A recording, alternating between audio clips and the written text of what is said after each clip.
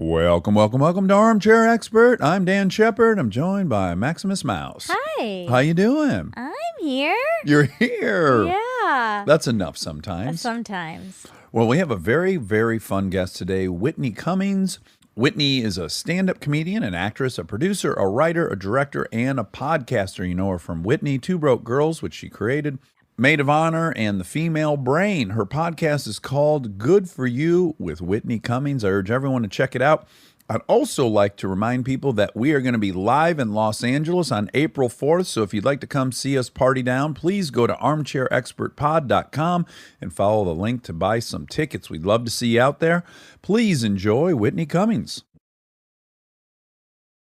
He's an armchair expert. He's an armchair expert. He's an armchair expert. Okay, so I was late, and I'm very sorry, and I'm embarrassed. And as I was being late, I was thinking, because I feel this kinship with you. I'm one of the great projectors, right? I think everyone is like me. But I really think you and I are quite similar in so many ways. So if I had gotten here and I was you and the host wasn't there, I would immediately go, well, I bet he was on time when Gwyneth Paltrow was here. I would start going through all the people I decided the host. He wasn't.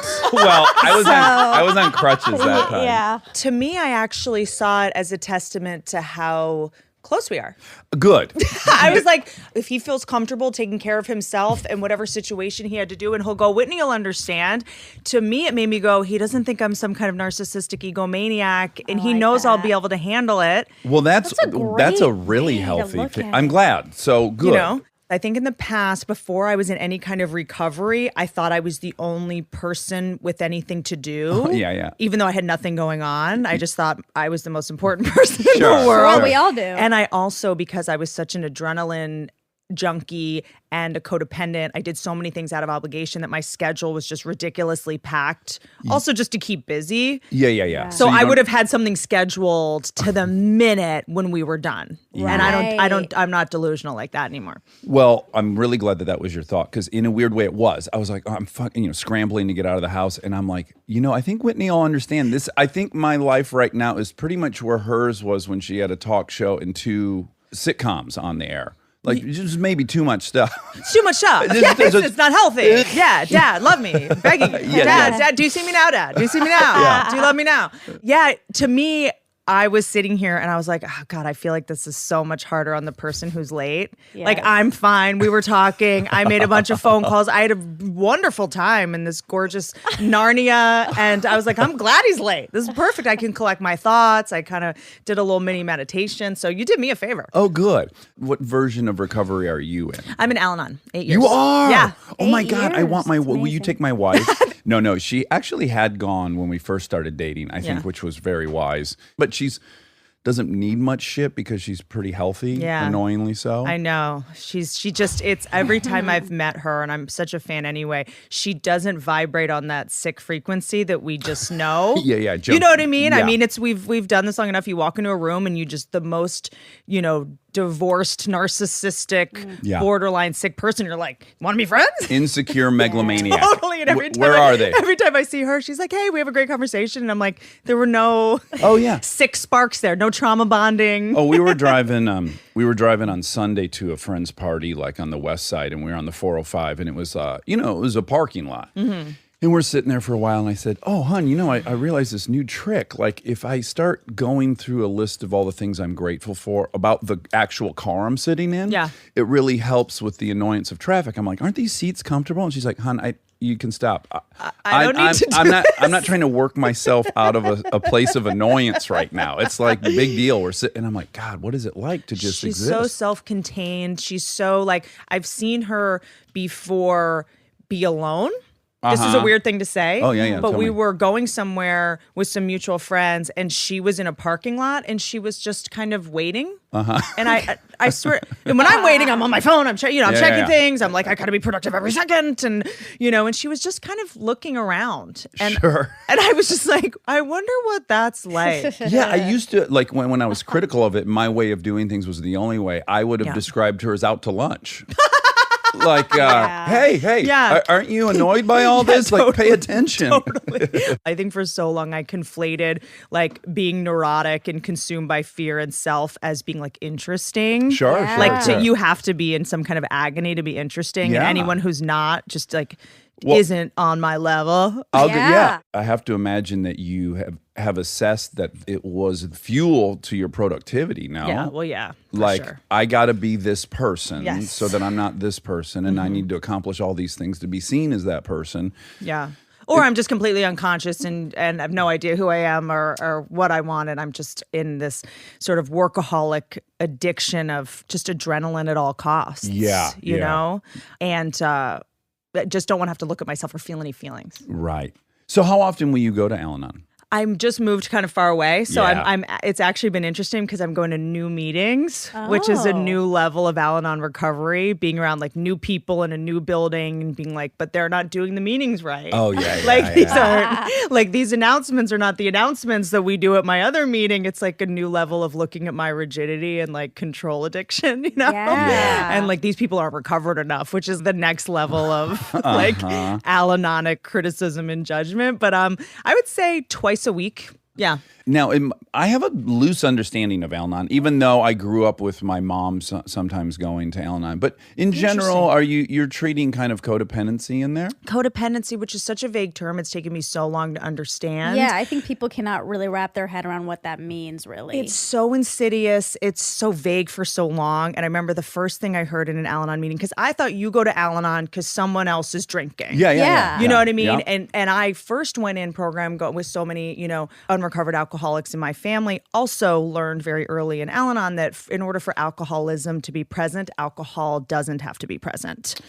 That's a really good distinction to make. Blew my mind. Yeah. Because a lot of what I saw growing up, I saw drinking, right? Yeah. But I didn't see a paper bag over a whiskey bottle. It was wine, and but it was So none of the romance. none of none of the sort of like sexiness Yeah. of it. But there was a lot of obsessive organizing and obsessive controlling, and everything has to be perfect, and we have to present ourselves to our neighbors a certain way, and your shirt has to be tucked in just perfectly. That's alcoholism. But I just associated alcoholism with alcohol, beer cans, Yeah. a whiskey bottle, and like a bum on the street. Like falling down the stairs. Totally, Yeah. totally. Which we had, plenty of that too. Sure. But so that really kind of is what blew my mind, because also a lot of, great, highly functioning alcoholic parents are great at hiding actual alcohol. Yeah. As a kid, you just see something change at 5:30.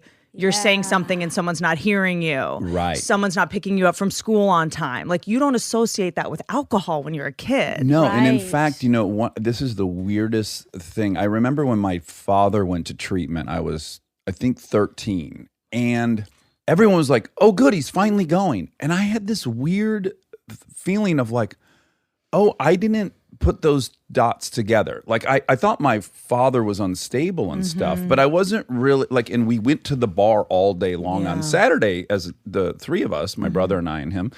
And I felt very embarrassed that all the adults realized he was an alcoholic and I was somehow in the dark about it. And just a weird reaction. That was like the only takeaway. It wasn't like, oh, he was going or he was an alcoholic. It was just like, oh, I'm embarrassed. Everyone knew this but me.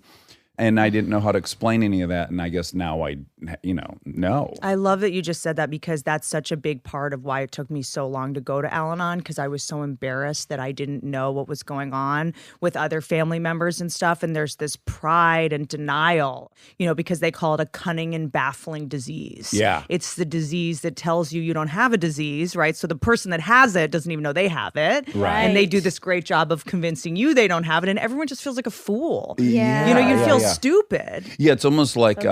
like an affair in a family where like no one knows, but someone knows. And But also everyone embarrassment. knows, like everyone Yes. feels something is off. But the Al-Anon is very addicted sometimes to protecting the delusion. Sometimes the Al-Anons are addicted to the alcoholic staying alcoholic because it gives them a meaning. It gives them adrenaline. Like, they say, and there's like an Al-Anon checklist. And when I first went through it, I was like, oh, shit. It's we feel alive in a time of crisis. We derive some meaning out of cleaning up the mess and pouring them the drink and then waking them up in the morning and getting them dressed and pulling them together.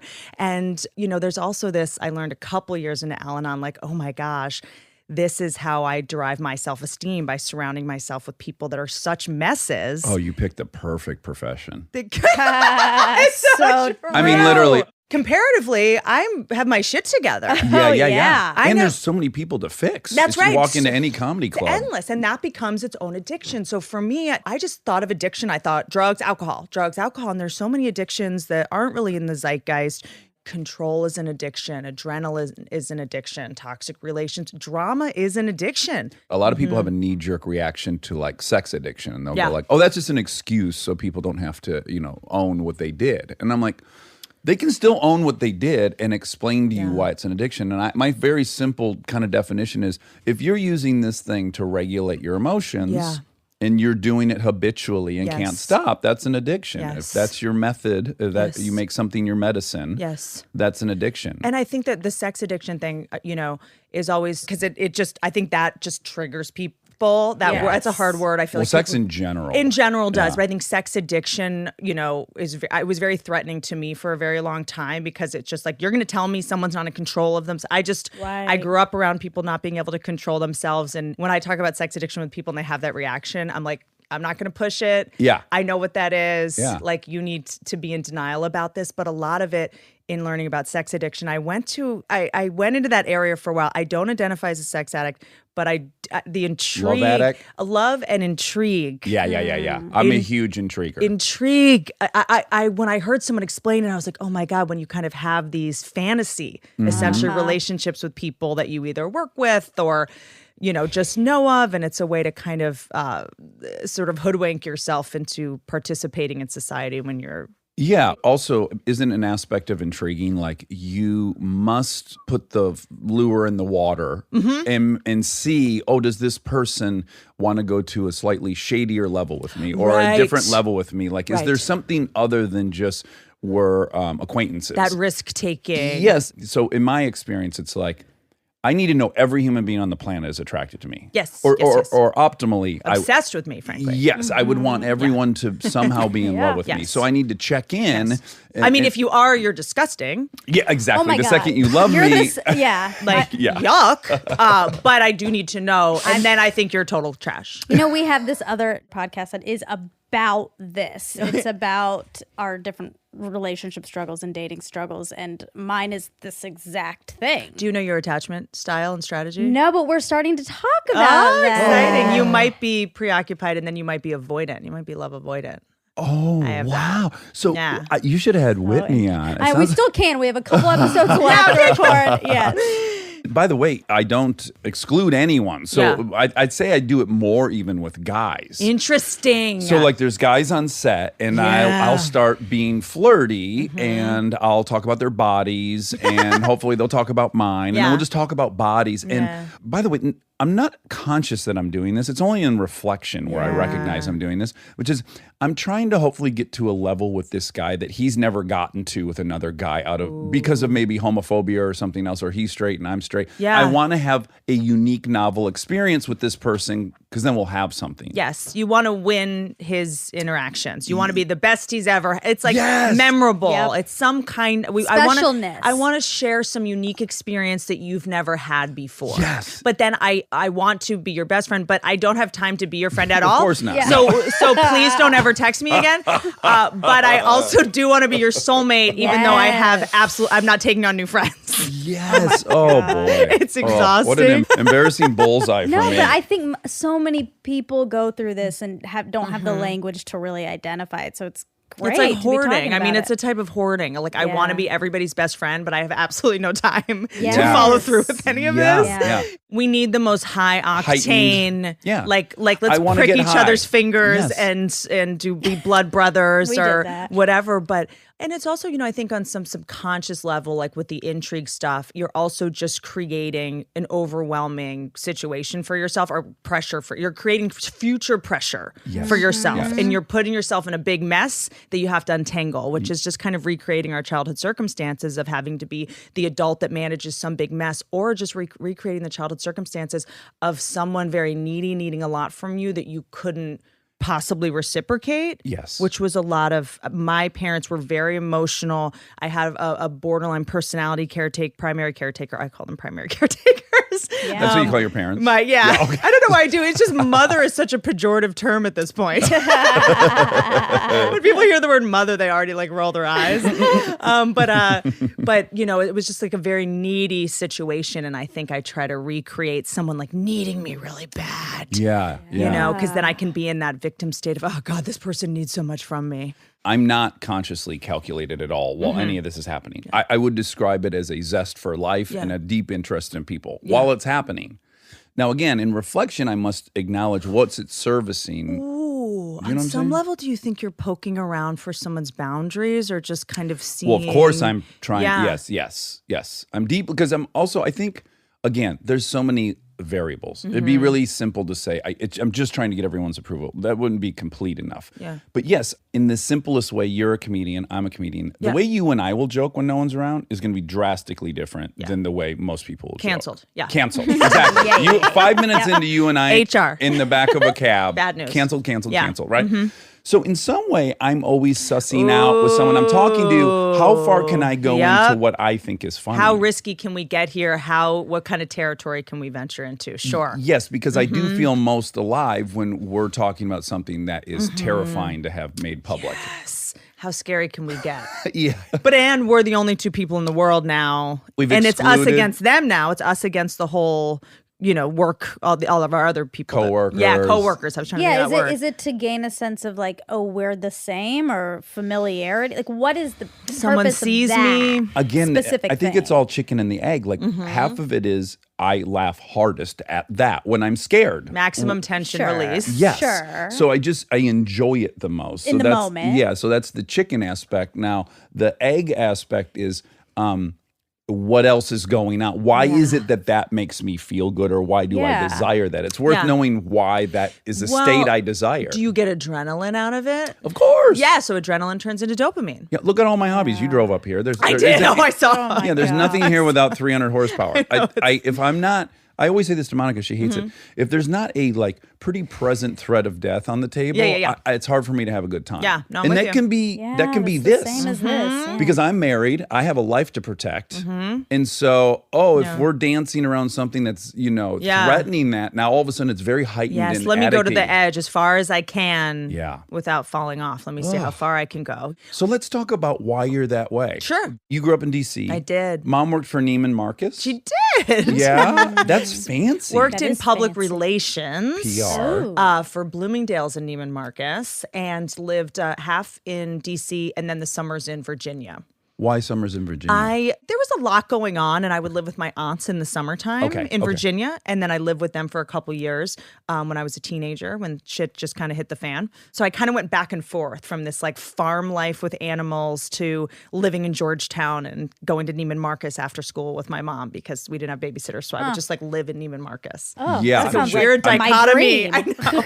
I think that was also maybe my first little drug was shoplifting. Oh, yeah. Such a good one. A lot of people, Yeah. that's the gateway. You know, I never knew if because I grew up without money, if that was why, because there's a lot of people with money that shoplift too, but it's a pretty solid famously, high. Winona Ryder. Winona Ryder. That's right. Yeah. It's a pretty solid high and a pretty solid, for weeks you don't know if you're going to get found out, so you're in constant adrenaline and shame. wow. It's a good one. Oh, man. I know, that's because tasty. there's surveillance cameras. It could at any moment they could find out. What kind of things are you like taking? like little creams? doll? Yeah, stuff that probably at the time, I thought was a big deal, but really like paper clips from my mom's coworker's office, like little things. Oh. Nothing major. So my brother and I, he's 5 years older than me. Mm-hmm. And so at this time, I think we were 8 and 13. Mm-hmm. And we went into Hudson's and they had really high-end electronics.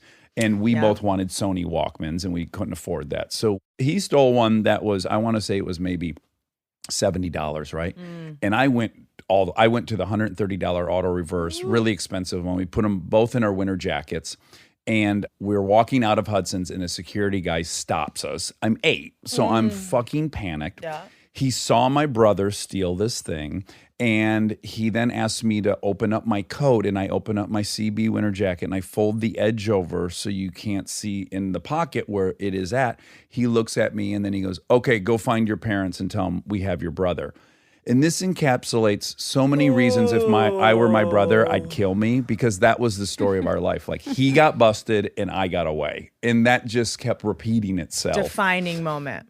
Yes. And I was so panicked that I walked like 100 yards down the mall. Then I sat down on a bench. I put the Walkman on the bench, and then I got up and I walked away. And then for the next, 400 steps, I'm like, someone's going to tap me on the shoulder and say, here's your Walkman. And then I'm going to get arrested in the whole 9 yards. But yes, very memorable, heightened experience at 8. That'll leave a mark. I'm obsessed with how people shoplift. Oh, tell me. Someone that I work with, this comedian, he used to work at Sephora, and he said the way women steal lipsticks is they come in and they twist up the lipstick and bite it off and put it in their mouth. And No, are you serious? Oh, my no, it's my favorite.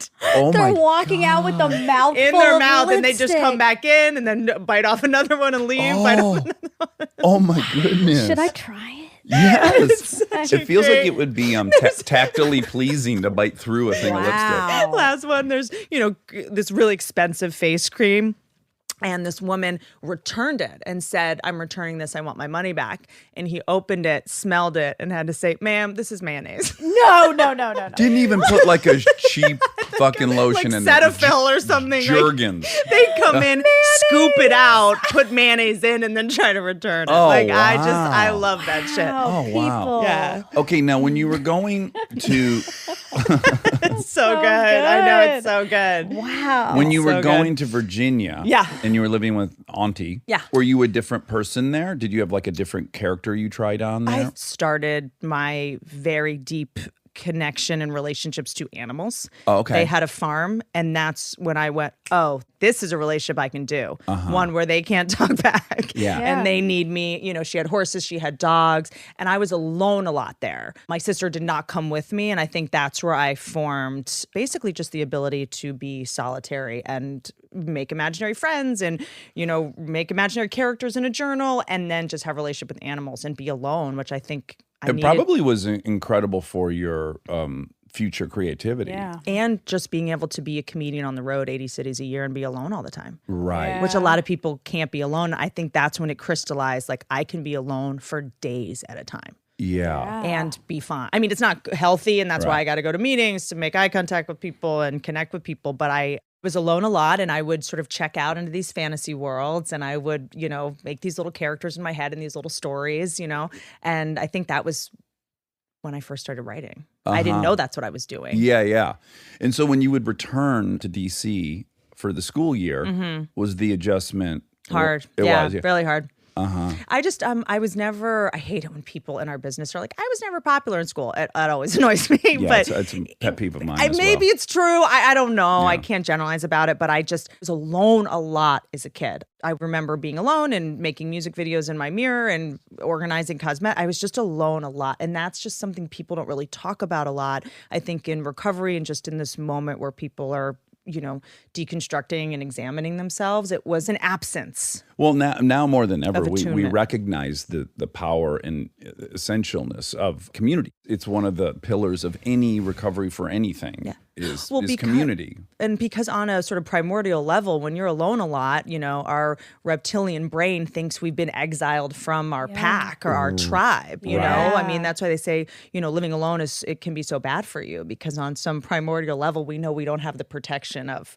the pack, and you start producing less serotonin. I mean, it's very real, So do I have it that because you had a half brother? Half brother, yeah. Yeah, or you have a half brother, and it was, I assume, through father. Yes, sir. Okay, so your dad met mom and then had you and your sister, but he had already come with older brother. Had come with older brother, yes. Okay, but then they got divorced at 5, yeah? Yeah, wow. Okay, so these are very. The fact that anything on the internet's true is always shocking to me. So I used to go to grandma and grandpa's all summer. Yeah. Okay, and again, pretty solitary, but I loved it because they were doting on me and making me meals and like treating me like a 50s kid. That's so cool. Yeah, and I loved it. And Drinking a phosphate. yes. Coca-Cola galore. Yeah, so I really had that too. But for me, it was the nicest part of my childhood. That's cool. I think we forget about caretakers that aren't parents. You know, my aunts didn't have kids, and I moved in with them when I was like 10, and they had never had kids. So they kind of just treated me like an adult. Now, can I ask, so it was your mom's sisters? My dad's. Your dad's sisters, and they lived together? They lived on a farm in 2 separate houses on the same Okay. space. Wow. Yeah. Okay. Yeah. So even that's kind of isolating. It's not like there was a Yeah. family you walked into. That's It's still right. just a person, another That's one right. person. Yeah. You know, and I think that's when I learned about kind of chosen family, you know, how it's mom and dad and all these kind of labels of what means mom and what means dad and, you know, grandma, grandpa. There's different people that can raise you. I mean, we used to be raised in a village. The fact that there's like only 2 people Yeah. that are supposed to raise us now is just wild to Yeah. me, you know? Yeah. So I was kind of moved 2 around. people that add up to have the time of 1/3 of a person in general. Yeah, totally. And Yeah, so yeah. to me, it was, I'm actually really grateful looking back that I had so many adults to look to and to influence me and make mistakes and all that kind of stuff. But I just grew up around a lot of women that weren't married, that were single, that were like animal women, like horse women, Yeah. you know, which I kind of just, Horse women. like Yeah. women that could like build barns. And, you know, one of my aunts had 12 dogs and a horse that lived on her porch. And like her inside of the house was all lawn furniture because the dogs, there was like no point in having nice furniture, you know, like You got to choose. get up at 5 a.m., feed the horses. Like that's where I kind of just learned about like integrity and discipline and a lot of things that I really needed. And so you obviously were a great student because you went to Penn. Which we're so obsessed I'm very with. smart. You more than I don't know. You more than me on Penn. Why? It's a unifile school. I know, but remember, I didn't realize. Oh, yeah. What is unifile? We've invented this term. Oh, I was like, I'm too stupid to even know what that is. We love fancy universities. We're obsessed with people who went to fancy universities. What And about? we're not even sure why. We just are. Yeah. Well, with status, we It's like weird. we like status. It's weird. I mean, it's definitely weird. It is. It's you know, I don't even know what to say about it. I'm always so embarrassed about it. That's what happens to these people. It's not even worth it because it just makes everyone hate you. I know. I was saying, I've said this on here before, but my us. friend Christine went to Harvard Law and she did quite well. And I've been with her on 10 different occasions where people asked her where she went to school. And as soon as she says Harvard, they go, ooh. And then she just has to sit there and be patronized for like 5 minutes. And I'm like, boy, what a reward for working your are ass so off. Everyone feels jealous. less than. Well, because people say, "Did you go to Penn State?" Right. Which I didn't even know there was a he difference. just found out Like, there was a difference. But then I'll have to go. Well, no, I how about- I just actually go- went to Penn, and they're like, "Oh, sorry," and I'm like, "Well, you got it wrong." Yes, And yes. if I don't disagree, I'm a liar, and then you're gonna find out. It's just I'm an impossible. But can you maybe take the approach I do when I order food Yeah. to pick up? 100% of the time when they go, and the name, and I go Dax, and they go Rex, and I go yep, like whatever they say, I go yep. Yeah, yes, because and. it's so much shorter. So Yeah. maybe when they go Penn State, you go yep. Yep.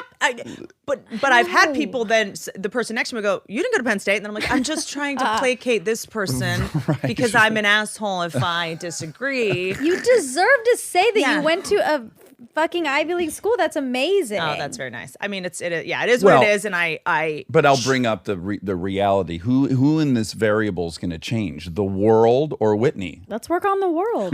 now that I see how people get into these colleges, something sketchy happened. I mean, none of it. I mean, just with what we just saw with the Ivy League scandal. I mean, it's funny because there were some kids from, I want to say that applied to Stanford that sued Stanford that got in because they went now.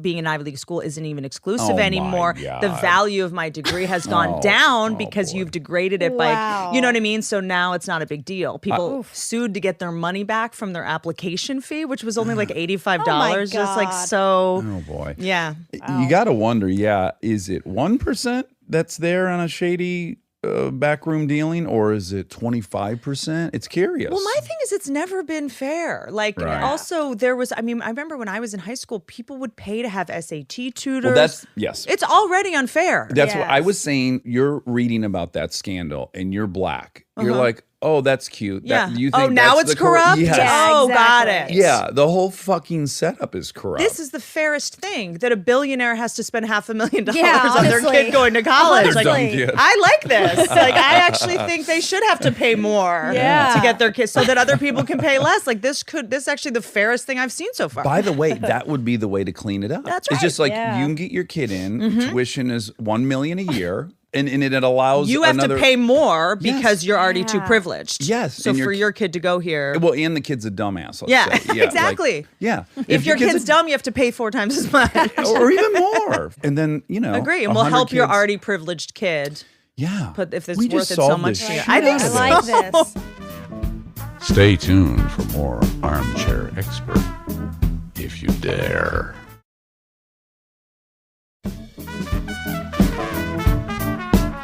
So, but was being a great student a part of the control? This was 100%. I now look back in complete obsessive control addiction because I felt so out of control. You know, I also wanted to make it. Are you comfortable saying what mom's kind of thing was? Drinking. Yeah. She liked to drink. Yeah. And obviously, she probably was a little bit of a workaholic as well. Maybe? For sure. That's right. She worked her ass off. And it's weird because the idea of a workaholic is such a crazy term to me because most people have to work. Mm-hmm. You know what I mean? And work ethic is something. It's a virtue. It's really becomes an addiction, right? When it either stops being fun or when you continue doing it despite negative Consequences, circumstances. yeah. And consequences. So for me, there's times today where I'll be working on something that's never going to happen Yeah. or that's I'm showing up 20 minutes late for things or I'm ruining relationship. That's when I'm like, okay, this is the workaholism Oh, that's a great way to Yeah, look that at it. is. instead of the work ethic. I When don't it think stops I've- being a choice. Right. I don't know that I've ever applied that lens to it, but yeah, looking around and going, am I leaving wreckage in my wake because of these? This thing. Yeah. But we do this thing where we're like, but I'm busy and I'm so important. I did it last week. I started a new thing and we shot 2 episodes of it, and I was really short with 3 different people, like embarrassingly so. I had to make these long amends, and I was just driving home so disappointed in myself on Friday, going like, fucking hey, you couldn't get through 1 week without being an asshole to 3 people and then having to say sorry and blah, blah, blah. And then I started thinking, and I've worked 15 days straight and I have 2 little kids. And, part of it is it's hard to be a good person in this situation I've put myself in. So I'm not excusing it, but I'm like, yeah, the more that stacks up, the less predictable I am, Right. which that would be, a red flag and something to go, oh, well, maybe you're doing too much. Because you're at capacity and your glass is, half full. Overflowing. Yeah, because I'm now at the point where if I snap or something, I can pretty quickly course correct. Like I can pretty quickly go, okay, am I hungry, angry, lonely, or tired? Yeah. I'm all of those things Yeah. all the time. Not always the most obvious line of Yeah. when you're micromanaging or when you're just being, you're not in acceptance or, the serenity prayer. That's right. Yeah, and it's what- the wisdom to know the difference, really, Yes. of like when can I actually Yeah. Change this contribute for the better. and when am I micromanaging and just trying to take my shit out on somebody and have a false feeling of control, false sense of Yeah. it. Yeah. And then I'll say, coupled with, I don't spend enough time recognizing my position and my status. I literally, if I'm in an argument with somebody, the last thing I'm thinking of is, oh, I'm number 1 on the call sheet. Oh, I'm the person that's going to be promoting this. Like that, I have leverage that this director might not have. I just think I'm in a battle of good or bad ideas. Yeah. And I'm not taking that into account. And then when I leave and I realize I've hurt the person's feelings, my first thought is like, well, they should have then spoke up. But then I'm like, no, They it's a can't. lopsided debate. Ooh. And I gotta fucking be aware of that. It's just your hard. physical presence you don't too- ever take into consideration. Yeah, That you're that's like true. a tall, white, powerful. Well hung, exceedingly well hung. But you're intimidating. Yes, yeah, and I don't think As that a either. I person. just think I'm like we're talking ideas, and Took me so long to learn or to believe, rather, Yeah. the statistic, and I know in your post show you'll correct me if I'm wrong, please, but that 80% of communication is nonverbal. It does not matter what you're saying. So much of it is how you're saying it. And So Monica can tell you true. immediately right now what my nonverbal thing is, where people start Ooh. getting scared, and I'm completely yeah. unaware of Yeah, it. he like kind of does this like nose. I have a nose flare. thing, I guess. His nose starts flaring a little bit. Jesus. I now, like, if I know that I have to have some kind of confrontation with someone, what Al-Anon is so great for is it's in every program of pause. of at least being able to, if I need to say something, press pause, regroup, because feelings are not facts, and delineate what's a feeling here and what's a fact here. Are we really running late, or do I just feel like we're running late because I've booked myself to the gills and I have lots of shit to do and I'm super important? So does it feel this way, or is it actually this way? And I have to step out. I have to send at least 3 text messages to people, run it by people to see if it's just an emotional thing. I can't go to the problem for the solution. I have to, go find the solution somewhere else. And sometimes the solution is saying nothing. Right. Which is the most annoying thing. I hate it when that's the solution.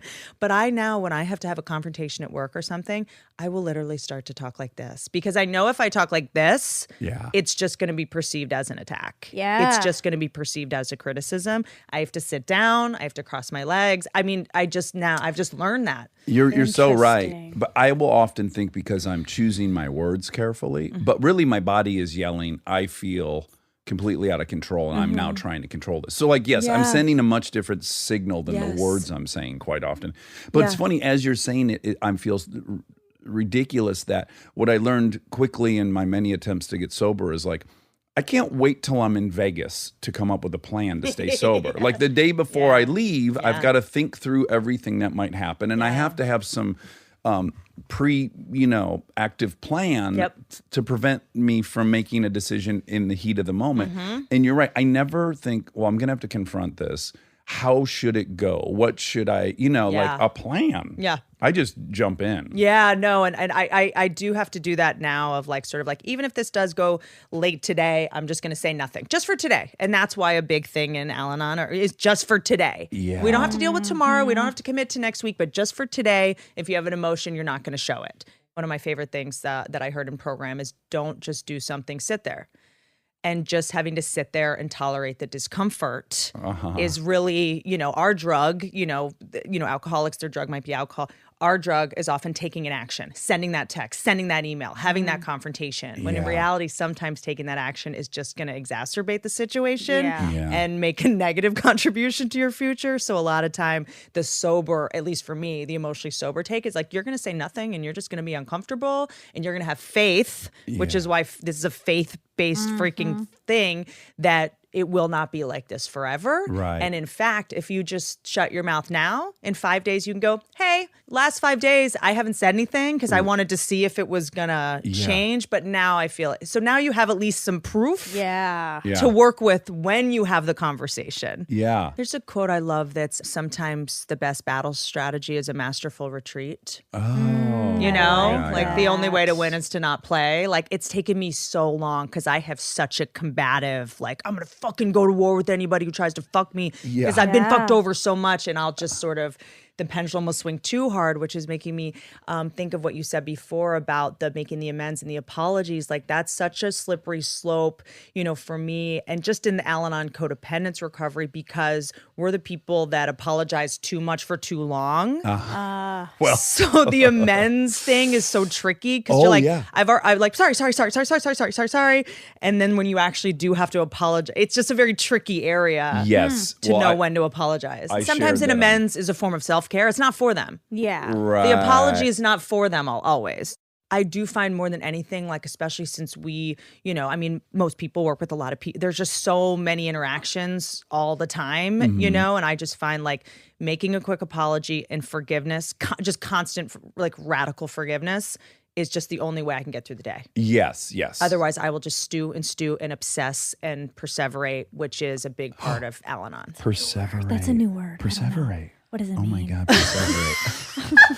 It's whispering. Oh my God. Perseverate, which is we both got horny. We love new words. Just playing something over and over. I did. Oh, we're embarrassed. Should we name our pea baby Perseverate? I thought I listened to that episode. Didn't you name it? Didn't you name it something?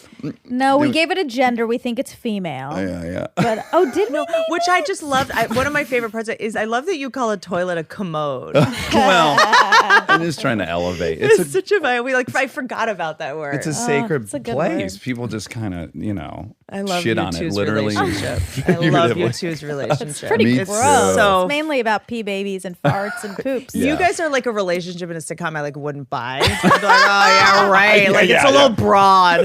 Totally. Like, oh yeah. Super tall. No, he should like funky, have a platonic soulmate, so he's like more likable. Let's make her You know what I mean? Indian. like and that. Yeah, 4'11". totally. Come Let's get a on. diversity hire. Yeah. in there. Totally. Visually, they're going to be great. Like she's half his size. Yeah. She's Indian and he's super toxically masculine.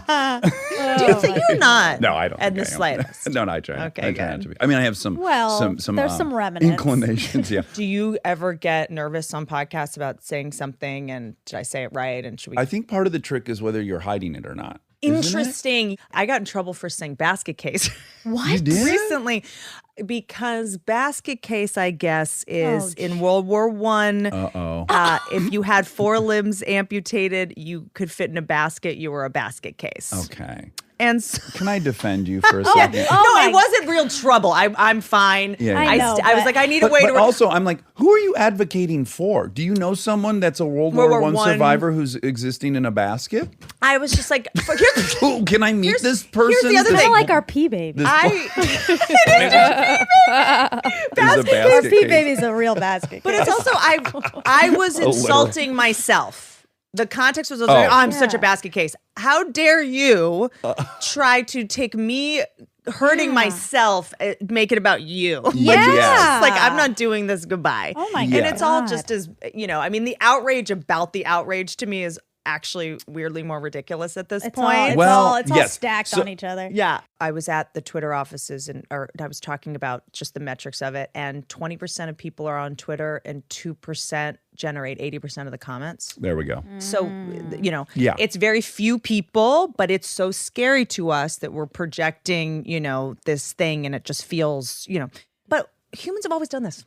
There's also that. There used Yeah. to be a town square where everyone would go watch someone get hanged. The Romans used to watch criminals get torn apart in the Colosseum. I mean, we've always done this. We've always had a adrenaline addiction, self-righteous indignation, obsession with, it's like when you drive past a car accident, you have to look and, Yeah. it's just our amygdalas getting activated. Yeah. So I guess we've just lost some of the romance. Like seeing a guy fight a lion. Now that's something. That's worth. No, people used to yell. I mean, Sam Harris, who I love listening to on your podcast, did the whole thing about the Colosseum, and people used to come and yell out ways to kill the criminal. They would participate. They were not going to the Colosseum going, "Oh, gross," like Yeah. shielding their eyes. Yeah. They were pitching. Get his nuts. Tear them apart. And their favorite was to tie a horse to each one of the limbs and have the horses boy. run Quartering. into. Quartering. Is they that call what it's it? called? Quartering. Oh, wow. Yeah. Which Sam Harris Do you know explained. what that makes? A basket case.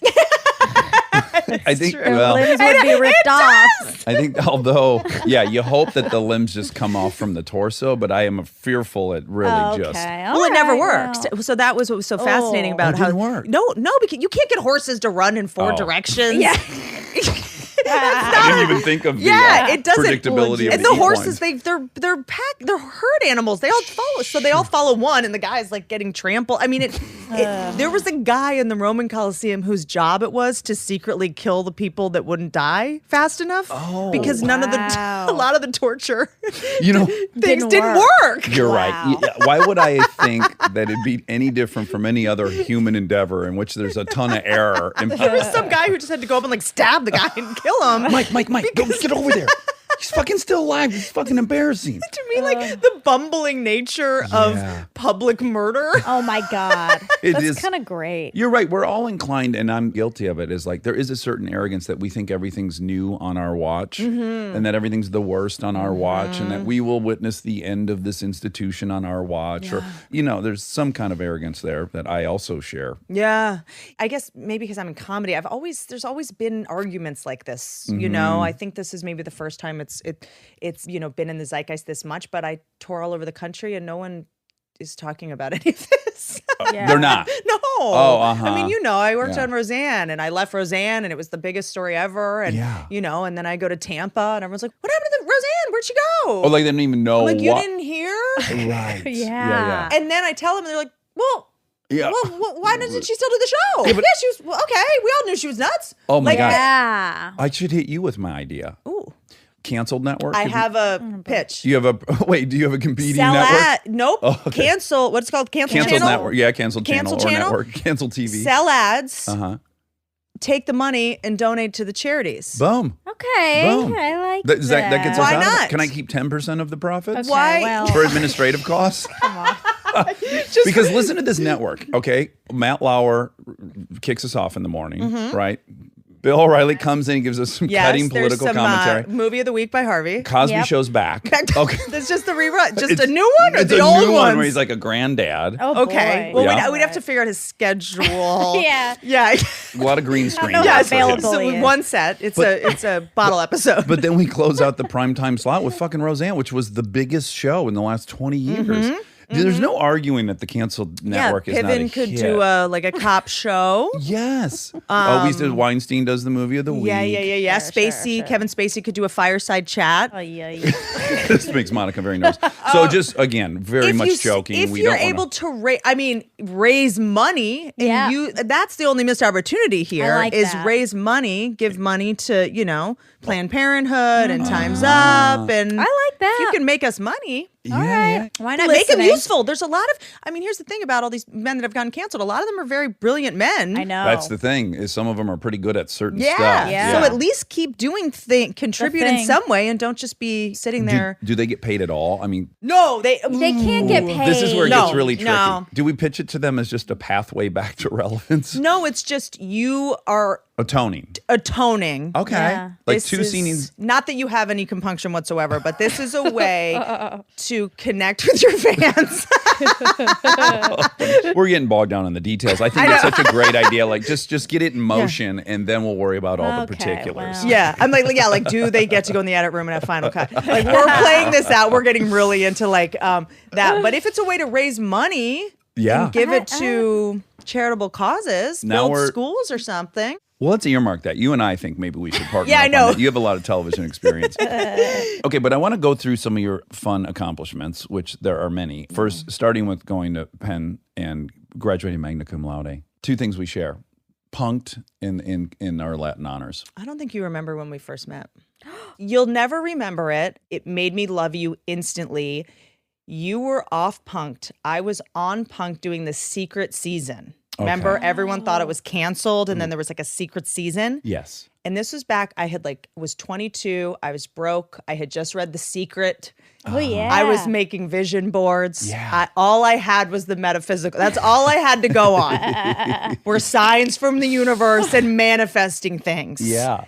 And I was at a Starbucks on Sunset and Crescent Heights, where there used to be a Virgin Megastore yeah. CD store. Yeah. That's how long ago this So was. by the way, I was most certainly coming out of an AA meeting. There used to be an AA meeting in the parking garage of that place. I know there's a lot of great meetings there. Yeah. Yes. Okay. You were at Starbucks, and I walk in, and you're standing right in front of me, and I'm like, I just manifested My this. vision board. No offense, you were not on my vision board, Yeah. but being on Punked, you came up all the time. We were talking about you all the time, and I was like, oh my God, this is the universe I'm so nervous. providing Me too. or something. So I'm on Punked, Yeah. a season that you, maybe knew about, but probably didn't. You're like a movie star by now. I'll just add, so you have full 3D. Yeah. I am at that stage running from Punked because I'm Right, doing interviews where yes. people are saying, what's it like to act? Which was all in my head. I felt like Right. people were saying, you're a junkie reality star. Why are you in these movies? That was my narrative at the time. So not only My narrative was he's just so funny and great and everyone loved you. Yeah. right. And totally. I'm like, not only, I'm kind of running from Punked at that I would moment in my imagine. life. I would imagine. Yes, which is I'm ashamed of. It's like what I had a great opportunity. It was wonderful. It was a fun show, and God bless that thing for happening because Right. now I made a living. So, but in that moment, But yeah. then you get famous for a certain thing. And you're like, I don't want to be famous for this thing. But Yeah, all yeah, I yeah. wanted was to get every time I do an interview, it hurts my feelings. Yeah, exactly. I mean, it's exactly. everything. Every compliment anyone gives me is a rejection, and that's just how it is. Yes. You know? Yes. And so I was like, I'm going to go up and say something. He would want this. He would want me to say something. I'm like so convinced we're about to have this like magical like kismet moment. And I go up to you and I'm like, hey, oh my God, I'm on Punked right now.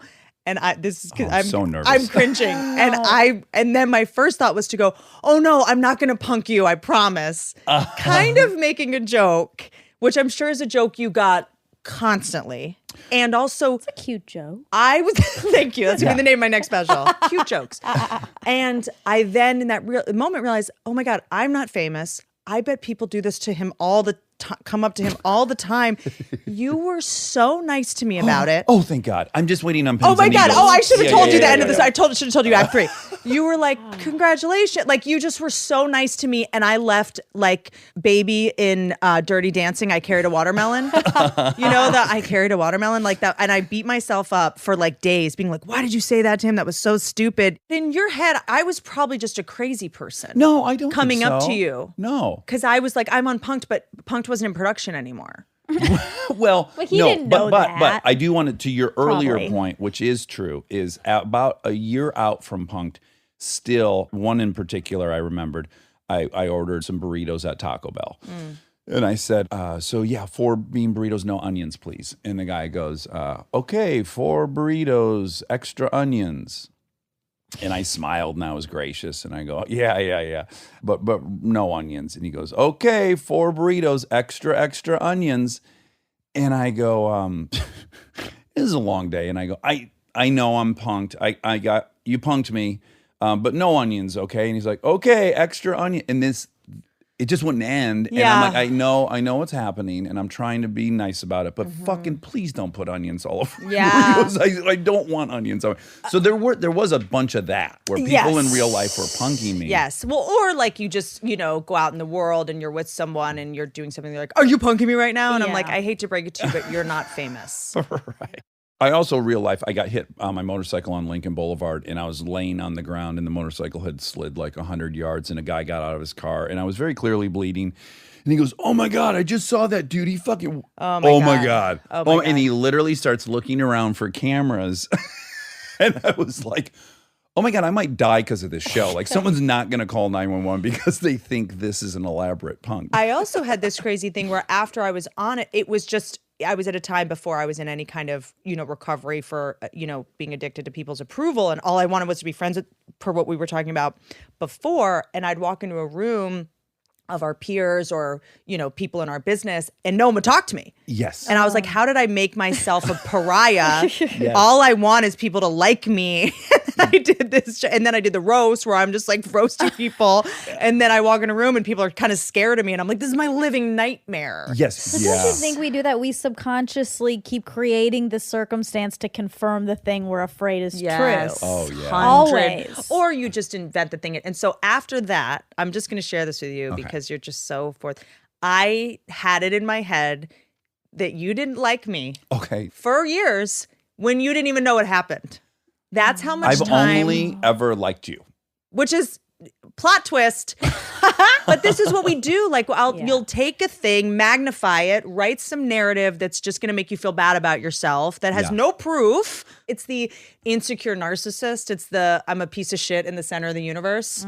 Yes, I'm the piece of shit that the whole world revolves around. And what is deeply flattering to me right now, and even something I can't relate to, is that you would even want my approval. Yeah, it's called mental illness, and I have it's wild, and no offense, but it is crazy. Yeah. But I think there's also, like you're saying, in the beginning, if I'm not entrenched with someone, it's a rejection. Yes. If we're not best friends, we're enemies. It's so black and white. That approach is that not approach? I have a very thin understanding of borderline personality disorder. Yeah. Is that approaching that? Because isn't their pattern that they meet someone, they are in love with them, they think they're the most amazing thing in the world, and then they create some rift, and then they become someone that's trying to annihilate them.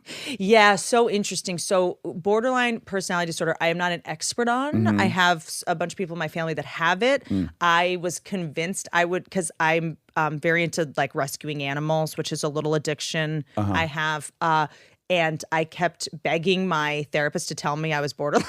So I was like, this is borderline personality, right? And she was like, people with borderline personality disorder don't come to therapy and ask if they have borderline personality disorder. Right. Like they would never subject themselves to this kind of criticism because this would all feel like an attack to them. So there, there's an inability to admit your character defects and stuff. I was going to say that's the only time I feel a little bit relieved that I'm not a narcissist is the fact that I'm evaluating quite often if I'm a narcissist. Narcissists don't walk around saying they're narcissists. Right. They say I'm perfect and I'm the best. And and so, same thing with sociopath, like all of it. I was like, do you think I'm a sociopath? And she was like, no, sociopaths don't ask if they're sociopaths. Right.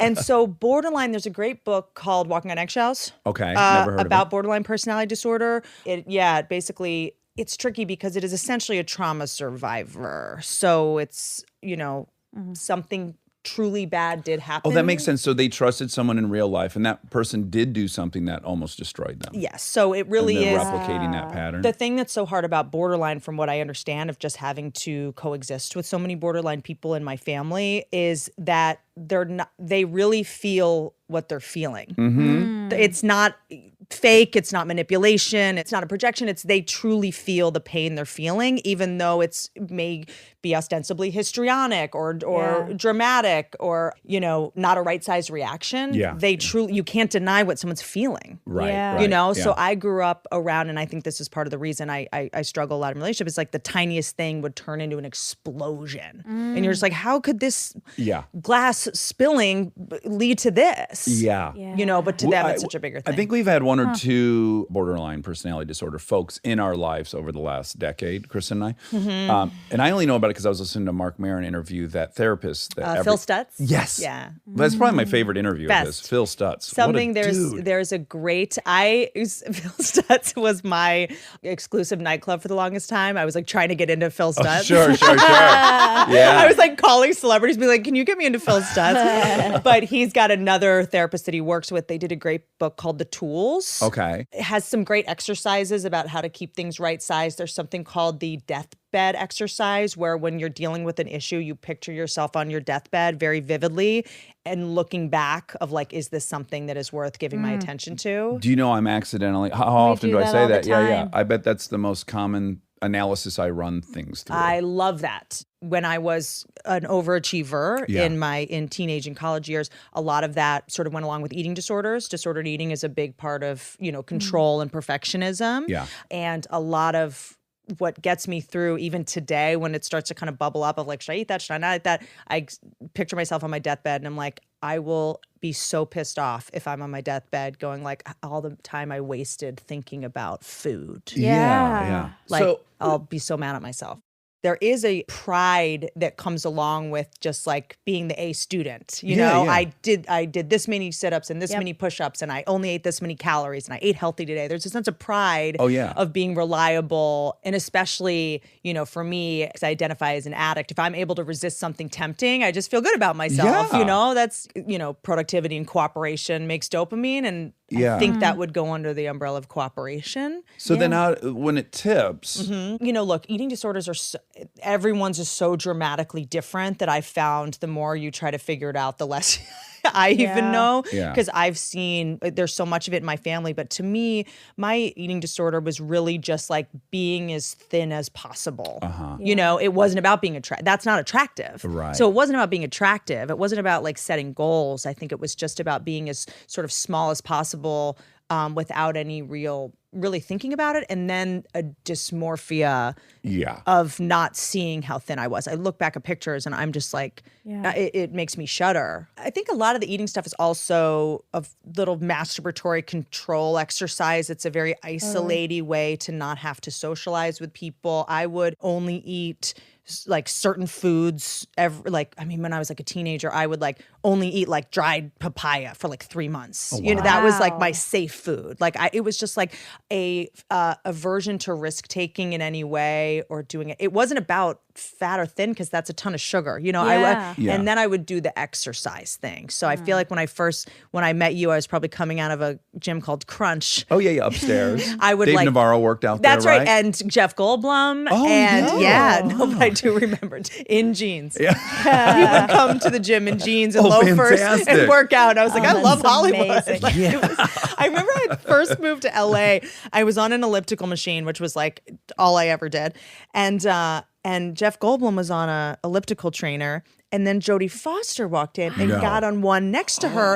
And I was like, oh my God, I'm about to see this Hollywood moment and they didn't talk. And I remember being like, I wasn't acrimonious or anything, but I just remember being like, oh, I thought all celebrities Yeah. were like each other, best friends. yeah. Like it was just a weird thing where it was just, I don't know, it was just like this surreal moment that I had. But I would overeat a ton and then I would work out for like 4 hours. Not to be gossipy, and maybe this is triggering for people, but so what's the craziest like meal you It wasn't like ate? crazy. It was more like I'd have like 4 boxes of cereal. Okay, sure. Do you know what I mean? Or like 5 of those protein bars. So, you know, I'd go to get these like things called ice blendeds. They were like milkshakes From Coffee Bean? At Coffee Bean. Oh, sure. And then I would just go walk on the treadmill for 4 hours.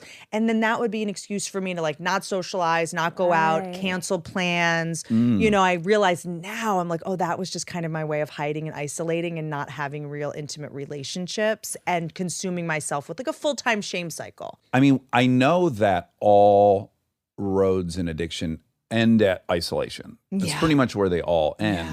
But I never think of it as like subconsciously, that's actually the desire to begin with. That it's just all is just a method by which to end up isolated. Yes, be alone because if you're alone, your chances of getting hurt, your chances of someone rejecting you or hurting you go down dramatically. And it's just a way to I can control things if I'm alone. Yeah. You know? I like you. Me too. Yeah, This is yeah. amazing. Oh gosh. Stay tuned for more Armchair Expert, if you dare.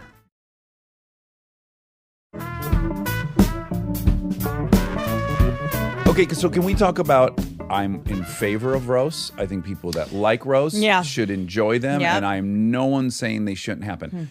I've been invited to a lot of them. one? No, I've been invited to a bunch of them. No. I love them. No. I know I can't, I'm too sensitive. I like for whatever great dig I could throw out there, whatever innocuous thing that was said about me would fuck me up for a couple weeks. It's just like too much of an all or nothing for me. Yeah. Oh, yes. You're great at them. Like, what's the relationship for you with it, knowing what I know about you? Now? Yeah. I mean, there's a reason I was able to do that very well when I was an unconscious person with no money and nothing to lose.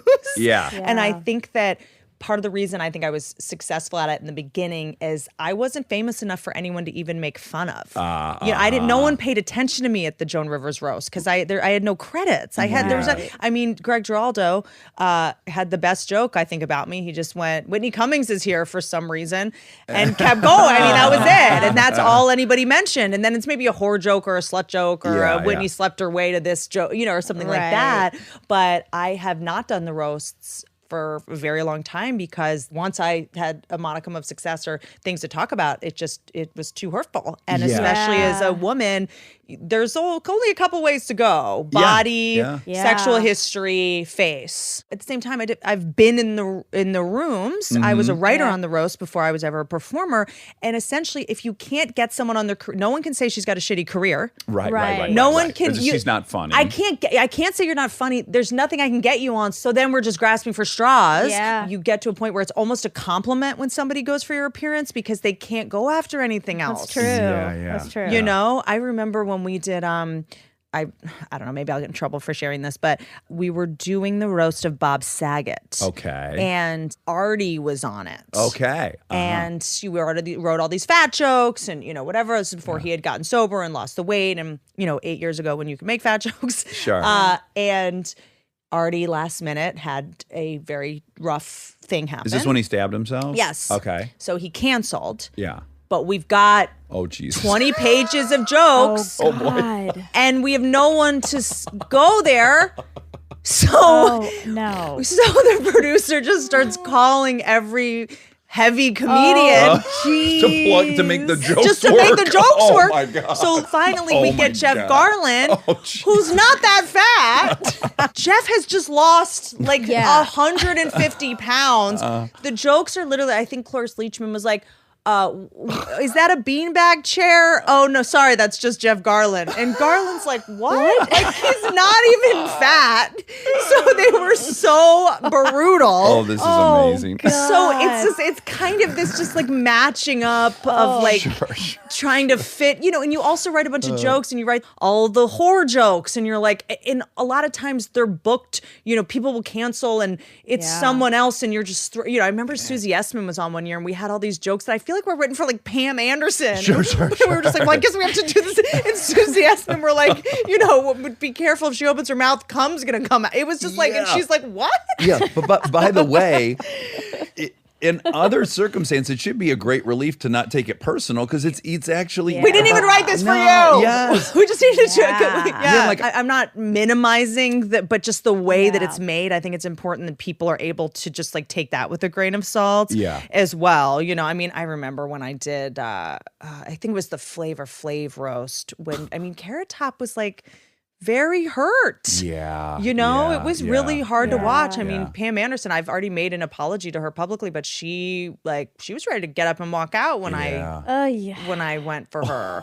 It's brutal. I think we all think we're a little tougher than we are. Yeah. I think we might think we're a little less tough than we are. That's also my thing. I become a perfectionist in my character defects where I'm like, it's taking me so long to admit I need help or that I'm vulnerable that now sometimes I'm around my house and I'm like, I need help. I can't fix this computer myself. I need help. And then I'm like, I can totally do this myself. I'm just I really want to, sometimes I like overcorrect. But, I remember Lisa Lampanelli and I crying after the Trump roast, just crying. Really? Because she had lost all this weight and they still were doing the fat jokes. And, it's like you can't win, but that's the nature of the beast. Yeah. And I still love a good roast joke and I love writing roast jokes. Yeah. That's how my family communicated growing up. Yes. And so within my family, I love it.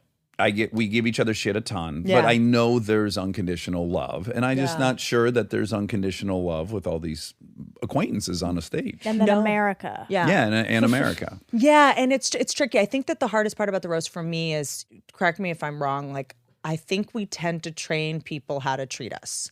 And when I was doing the roasts and people would say horrific shit to me, I would laugh. Because number one, I did think it was funny. Yeah.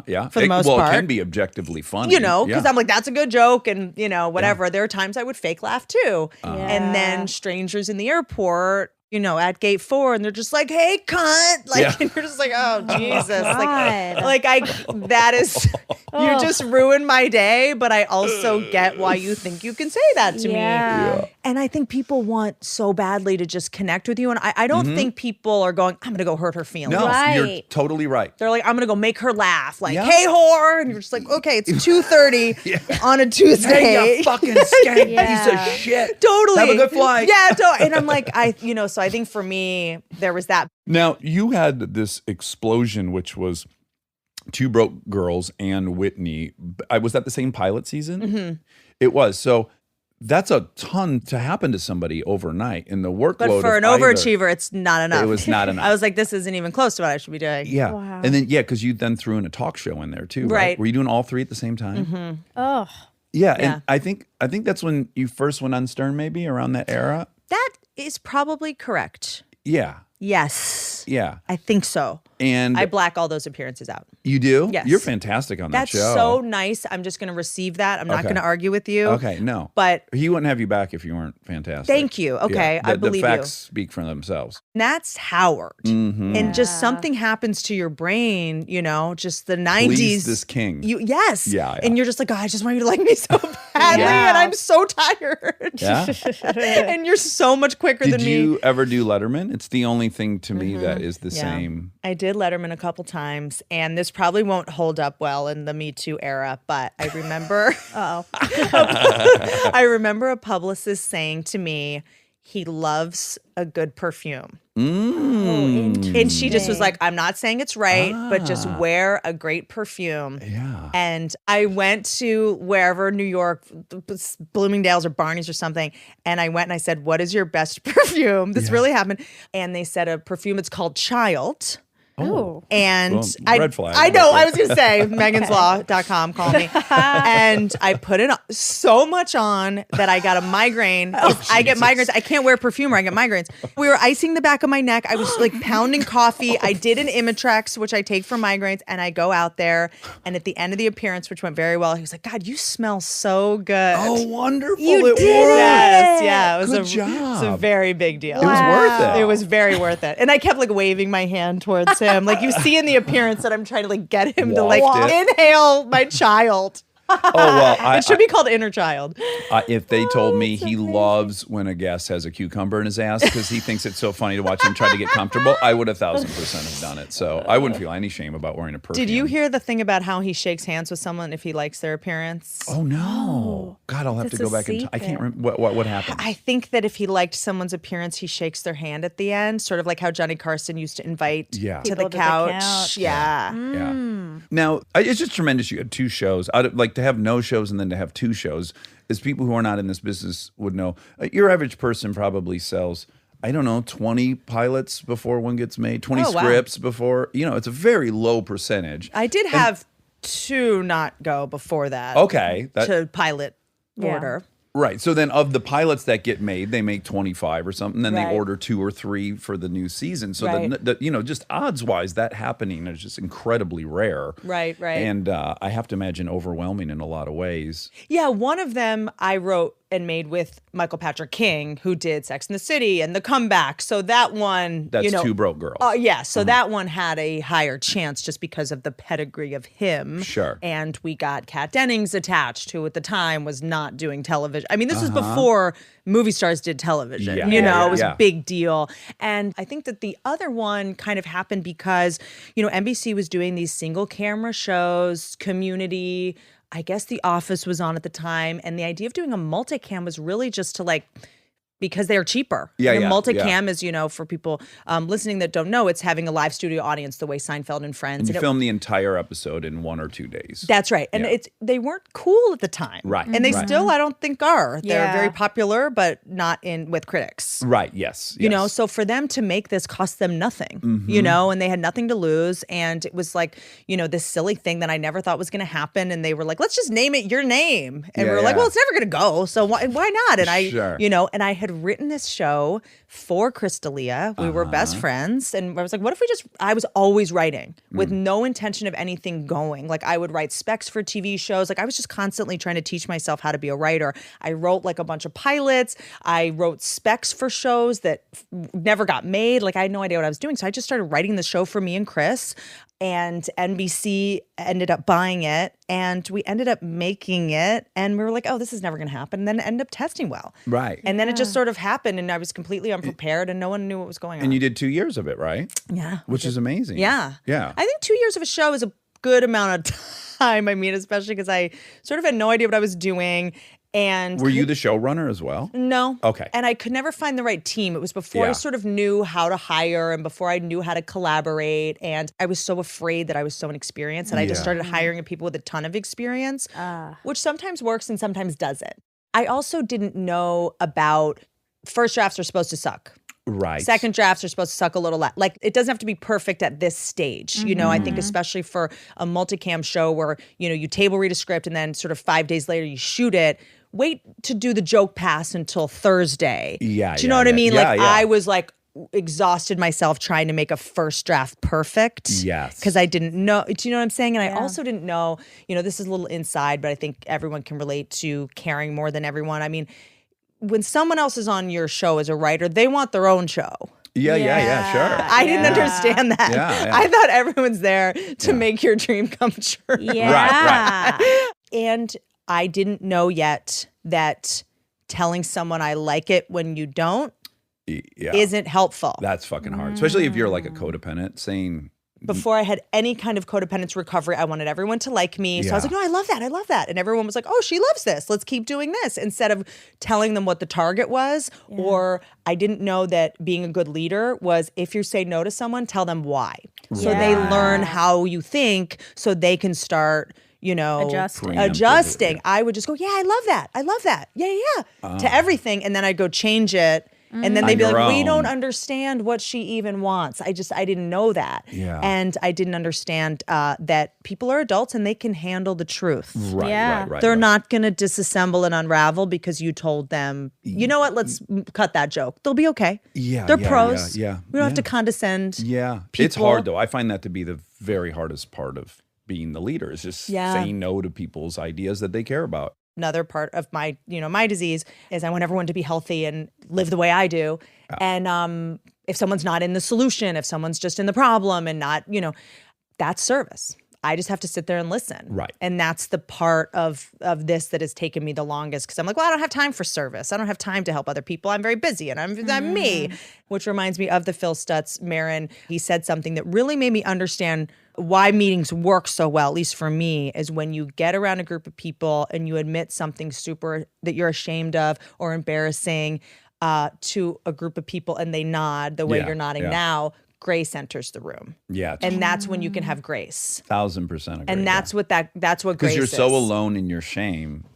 Again, we all suffer from terminal uniqueness. So we think we're a unique scumbag on planet Earth. And come to find out we're pretty much all scumbags. And it's okay. When you go to Pornhub, look how many views the video has. You're not unique. Plenty of people are nothing to be ashamed of. Even the fucking weirdest one you could search probably. 20 million views. You're not alone. Yeah. You're not alone here. There's even comments. Okay. I want to hit you with one theory of mine that you'll be uniquely qualified to weigh in on. I knew it. Yeah, you are. Now, the person that I've wanted to interview more than anyone else since we started 2 years Is ago me. is Second you. person. Second. Is you. And so we got that done. Yeah, so let okay, me tell you thank who you. was second. Is Roseanne. Okay. Because You know do you remember that I was trying to get you on Roseanne? no, What? Okay. that never got to me. Yeah. Okay. No, I think would you were have. on something. I think you were on something. Anyway. Okay, I would have gone on in a second. Yeah. Wow, I didn't know that. One, what she said was horrendous. I'll just start there. Of course. What interested me is starting with the fact that she's incredibly smart. Very. So there's not a chance in the world that she didn't recognize that tweet was going to be problematic. At least that's what I think. So then I go, sorry, yeah, like it or not defending it. yeah. 15 years ago on a roast, you could say shit like that Right, as a right. comedian. Yeah. Do you know what I mean? Yes. Per our thing about the roast. So those might be Yeah, it's a concentric. little blurry probably. And, Yes. Yes. When she's at a roast and when she's not at a roast, and is her Twitter an outlet for comedy, or is it, yes, that in itself is murky. But most importantly, what I looked at was she had to, whether it was subconscious or not, she's just too smart to have not known that could have been a real big issue. So then the question for me is, well, why would she do that? And so my two active theories on it are, this woman can't accept that people love her to a degree that she would self-sabotage many times in a row. I look at the singing of the national anthem and I go, was she on her way there going, one of two things. Either I know these people don't really love me. They're all saying they love me. There's all these signs saying that America loves me. 25 million people are watching me, but I don't really believe it. And I'm going to test it. I'm going to, like someone in a relationship that doesn't believe the person loves them and creates these tests to confirm whether they love them or not. Like, I don't need to believe get I proof? deserve I'm a it. piece of shit. I'm going to go get proof. I'm and a if you piece don't of give shit, it to me, yes. I'm going to make it. Yes. I need my outsides to match my insides. Because the thing that happened with your show was that hadn't happened in a decade, right? I mean, that first episode where even you who must have had optimistic hopes for it, that was unheard of. Like 25 million people or something watched. That hadn't happened in a decade. Yeah, it's wild. And did she go, I don't deserve this. I Here's can't what I'll possibly say. deserve it. Okay. The call to Trump, which made was a big thing, was the day after the ratings came out. Okay. And the tweet. Really quick, I don't know the call to Trump. There was Trump called her. Oh, okay. Or she called Trump or something. Okay. And I was gone by this time, but she tweeted about it. And that kind of, when the numbers came out, I went, oh my God, this is such a non-biased show. Yeah. That is both left and right. Jackie voted for Hillary or Jill Stein. The joke was that she actually voted for Jill Stein. She panicked, and she Roseanne voted for Trump, and Dan didn't vote because we just thought he wouldn't have. He was working, and they got in a fight about it. Jackie showed up in the pussy hat. It felt balanced. Yeah. Right. Yeah. And then everyone went, okay, even though her personal politics or she's into Trump, this is not a Trump show. Right. We never said his name. We worked really hard to never bring his name up. And then, so everyone's like, this show's not biased. The left liked it, the right liked it. And then the next day, Trump called, she called back and was like, I love Trump. And it made it like a Trump show. Right. Yeah. And it made the left go, oh, damn, we thought this was a show that was going to unify us. And now this is a Trump show. Right. or something. Yeah. So that was the first kind of like unnecessary drama, to your point, creating something after so much love was coming at her Yeah. that next day, Yeah. and maybe some sort of, if I'm going to go with your theory, and then the tweet, the infamous, notorious tweet was the day season 2 writer's room started.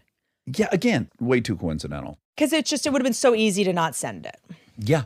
You know, Yeah. it's easy to say to an addict, it'd be so easy for you to stop drinking because it's so easy for me to stop drinking. I mean, I Yeah. think that's what we're kind of doing. But I think what I learned once I got on the show is there was a little history of these kind of tweets, which is, depending on who you are, either good or bad, like makes Yeah. it a consistent pathological thing or like more the reason to hate. I'm not Right. making a judgment call, but there were some others that I think Got it.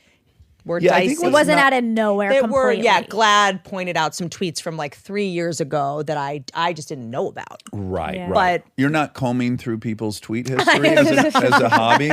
I can. I have some bottom lines around social media use. Okay, and that's one of them? Yeah, Okay, and good. refreshing. I got to get out of there. You're all caught up. Yeah. I got to get out of there. Uh-huh. You know, but So if you don't know, in SLA, they have bottom lines. Like for some guy, it might be no hookers. And if he doesn't go to hookers, he's got sobriety. Or it might be no hand jobs at massage parlors. It might be no intriguing. It could be, you get to set it. This is just where I'm not allowed to go past this point. I went to a Workaholics Anonymous meeting once, and a woman had a bottom line that was, when I need to pee, I will get up and pee. Oh, wow. Like I can't need to pee. Okay. You know, things like that. Yeah. There was a woman with a crafting addiction who was like, I will do Wonderful. one scrapbook a day. That's my bottom line. Like things like it was. I Wow. love people's bottom line. Yeah. Well, I was gonna say it earlier, but I just throw it in now, which is of all of the addictions, I'm most compassionate towards people with eating disorders because you 'cause have to do it three three times a day. times a day. The eating stuff is so insidious. I have so much compassion. I mean, I've been through it, and I've been in enough. And also, you know, the thing is with eating disorders, you know, for anyone listening that has friends or yourself, is because it's about control. If people try to help you, it gets worse. Trying to help someone or, you know, control, because you just want to shake someone and go, freaking eat something. Yeah. Freaking stop or Hold stop the eating. mirror up, You- yeah. Exactly, because they can't see themselves. I mean, I remember when I went to an eating disorder therapist, I wrote about this in a book. I'm so embarrassed to talk about it publicly. This is my first time doing it. She laid me down I'm on fine in other lives. yeah, right. Yeah. And she laid me down on a piece of paper and drew around my body in a magic marker and made me look at my Wow. body as a drawing. And like my thighs didn't touch at all. And, you know, and I still couldn't see it. I was gonna say I Wow. can't imagine facts are even relevant. in No, that. it's not rational. I used to Yeah. drink water before I'd go in. So Sandbag? Yeah, I would literally drink those huge bottles of Evian water so that I would weigh more, Wow. you know? And the crazier part is I thought I was getting away with it. You're so delusional, you think you're actually hiding this. Oh, yeah. I mean, I used to like at dinner tables, grab a piece of food and like put it under the table. And like I thought I was getting away with it. Sure. Like that's the delusion. I Yeah. mean, sometimes in addiction we do it too, where it's like people, you're like, he doesn't think I'm drunk, you know, and Yeah. you're like, I did everyone it. knows. Yeah, eating disorders, you know, after having some family members with it too, is the more you try to help the person, the more they recoil into their disease because they feel less and less in control. The inclination is to intervene. Yeah. And you can say, you know, you can set a boundary for your own sanity and go, this is just too hard for me to watch. My bottom line is until you get some kind of help, I can't be in your life. Yeah, like you yeah. can do that. Right. You know, but a lot of it is because someone wants to hurt themselves. You know, it's Yeah. very hard to get between someone and their self punishment or self deprivation. Yeah. You know, because there's getting a high off of that. It's a trick. And there's also the trick about talking about any kind of eating disorder stuff is oftentimes it's linked to sexual abuse as a child. So there's also so much to be revealed there that you can't Yeah. tell someone, stop being a sexual assault survivor. Yeah. You can't, you know, so when I see that now, I just try to have compassion and just go, you know, stay Yeah. in my lane.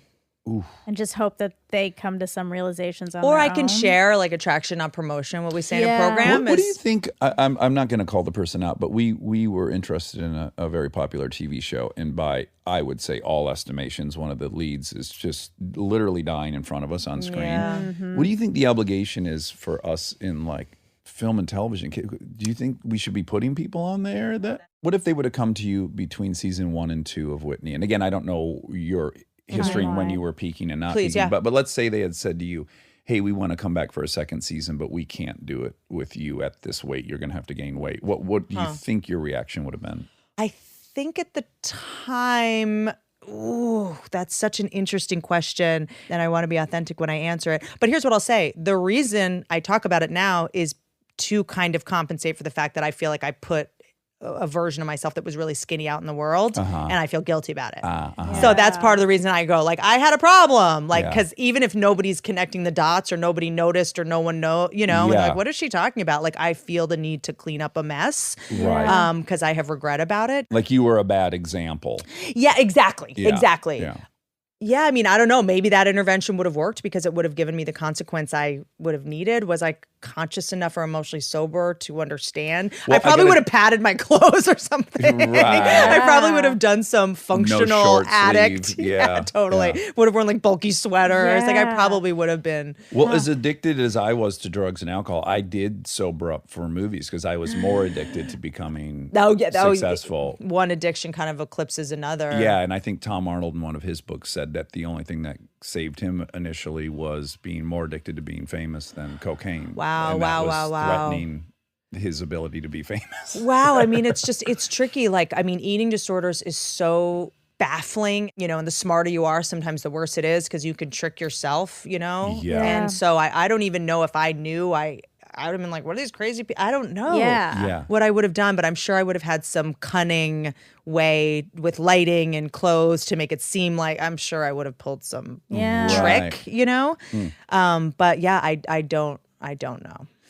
Well, I adore you, and I love how honest you are. Now, your podcast, Good For You, which you're doing still currently, right? Yeah. I just started it. You just started it? Just started it, yeah. And are you loving it? I realize how much perfectionism I still have, because I'm just like, oh God, was that boring? I wasn't being funny. I mean, I'm having it now because I'm still trying to figure it out on podcasts. Like, as a stand-up, the thing is you're funny every 20 seconds. And I always just feel like my biggest fear in life is being boring. Yeah. Like it cripples me. Yeah. And American Beauty, remember that scene where are we allowed to still like that movie? it's a great movie. It is a great I mean, I think it won the Academy Did you Award. know We that can't go back in time and pretend it didn't win the Academy No, Award. we can't. Yeah. And did you know that the hand on the cover of the poster is Christina Hendricks' hand? What? Really? She was a hand model, yeah. No kidding. And that just a little piece of Of trivia. course, she was I a hand love that model. Yeah. piece of The fact trivia. that someone Piece of looked, hand. the fact that someone looked at Christina Hendricks and went, I think your hands are the best thing. About I you." know, honestly. Oh my God. But she's somehow they're in the bedroom, Thora Birch, and she says like the worst thing you could be is boring. Yep.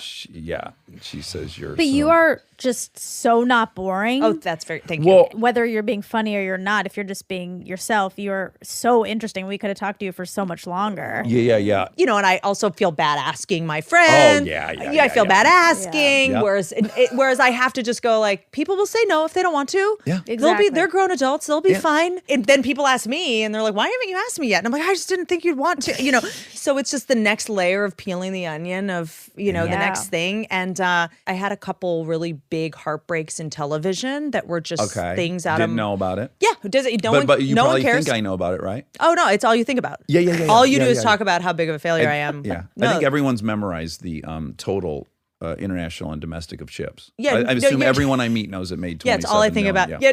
Yeah. Yeah. And then meanwhile, they're like, but isn't it in theaters? Yeah, aren't you in a Yeah, movie? exactly. I think it did.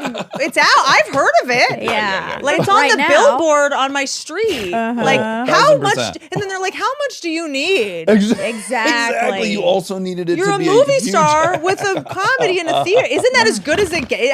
What's better than that? I hope that in this podcast of you representing, it's become like the #1 downloaded movie, and you now won't be able to make this joke anymore. I'll find a way. Yeah, because 10 years later or Yeah. whatever, it's like the biggest downloaded movie on iTunes or great. whatever. Yeah, I'll figure out a brown line. You guys are like, please stop downloading this movie. I need this to be a failure. Well, I adore you. So people should definitely listen to Good For You. And then also your Netflix special, people should still be watching. Can I Touch It? And is there anything else people should be? I'm touring. Oh. So I'm doing a tour. I'm doing 22 cities across America. And do you like touring? I love touring. Oh, good. I love it because it's a nice reminder that Hollywood is not America. Uh-huh. And I love being around non-Hollywood people. Yeah. People are our boss.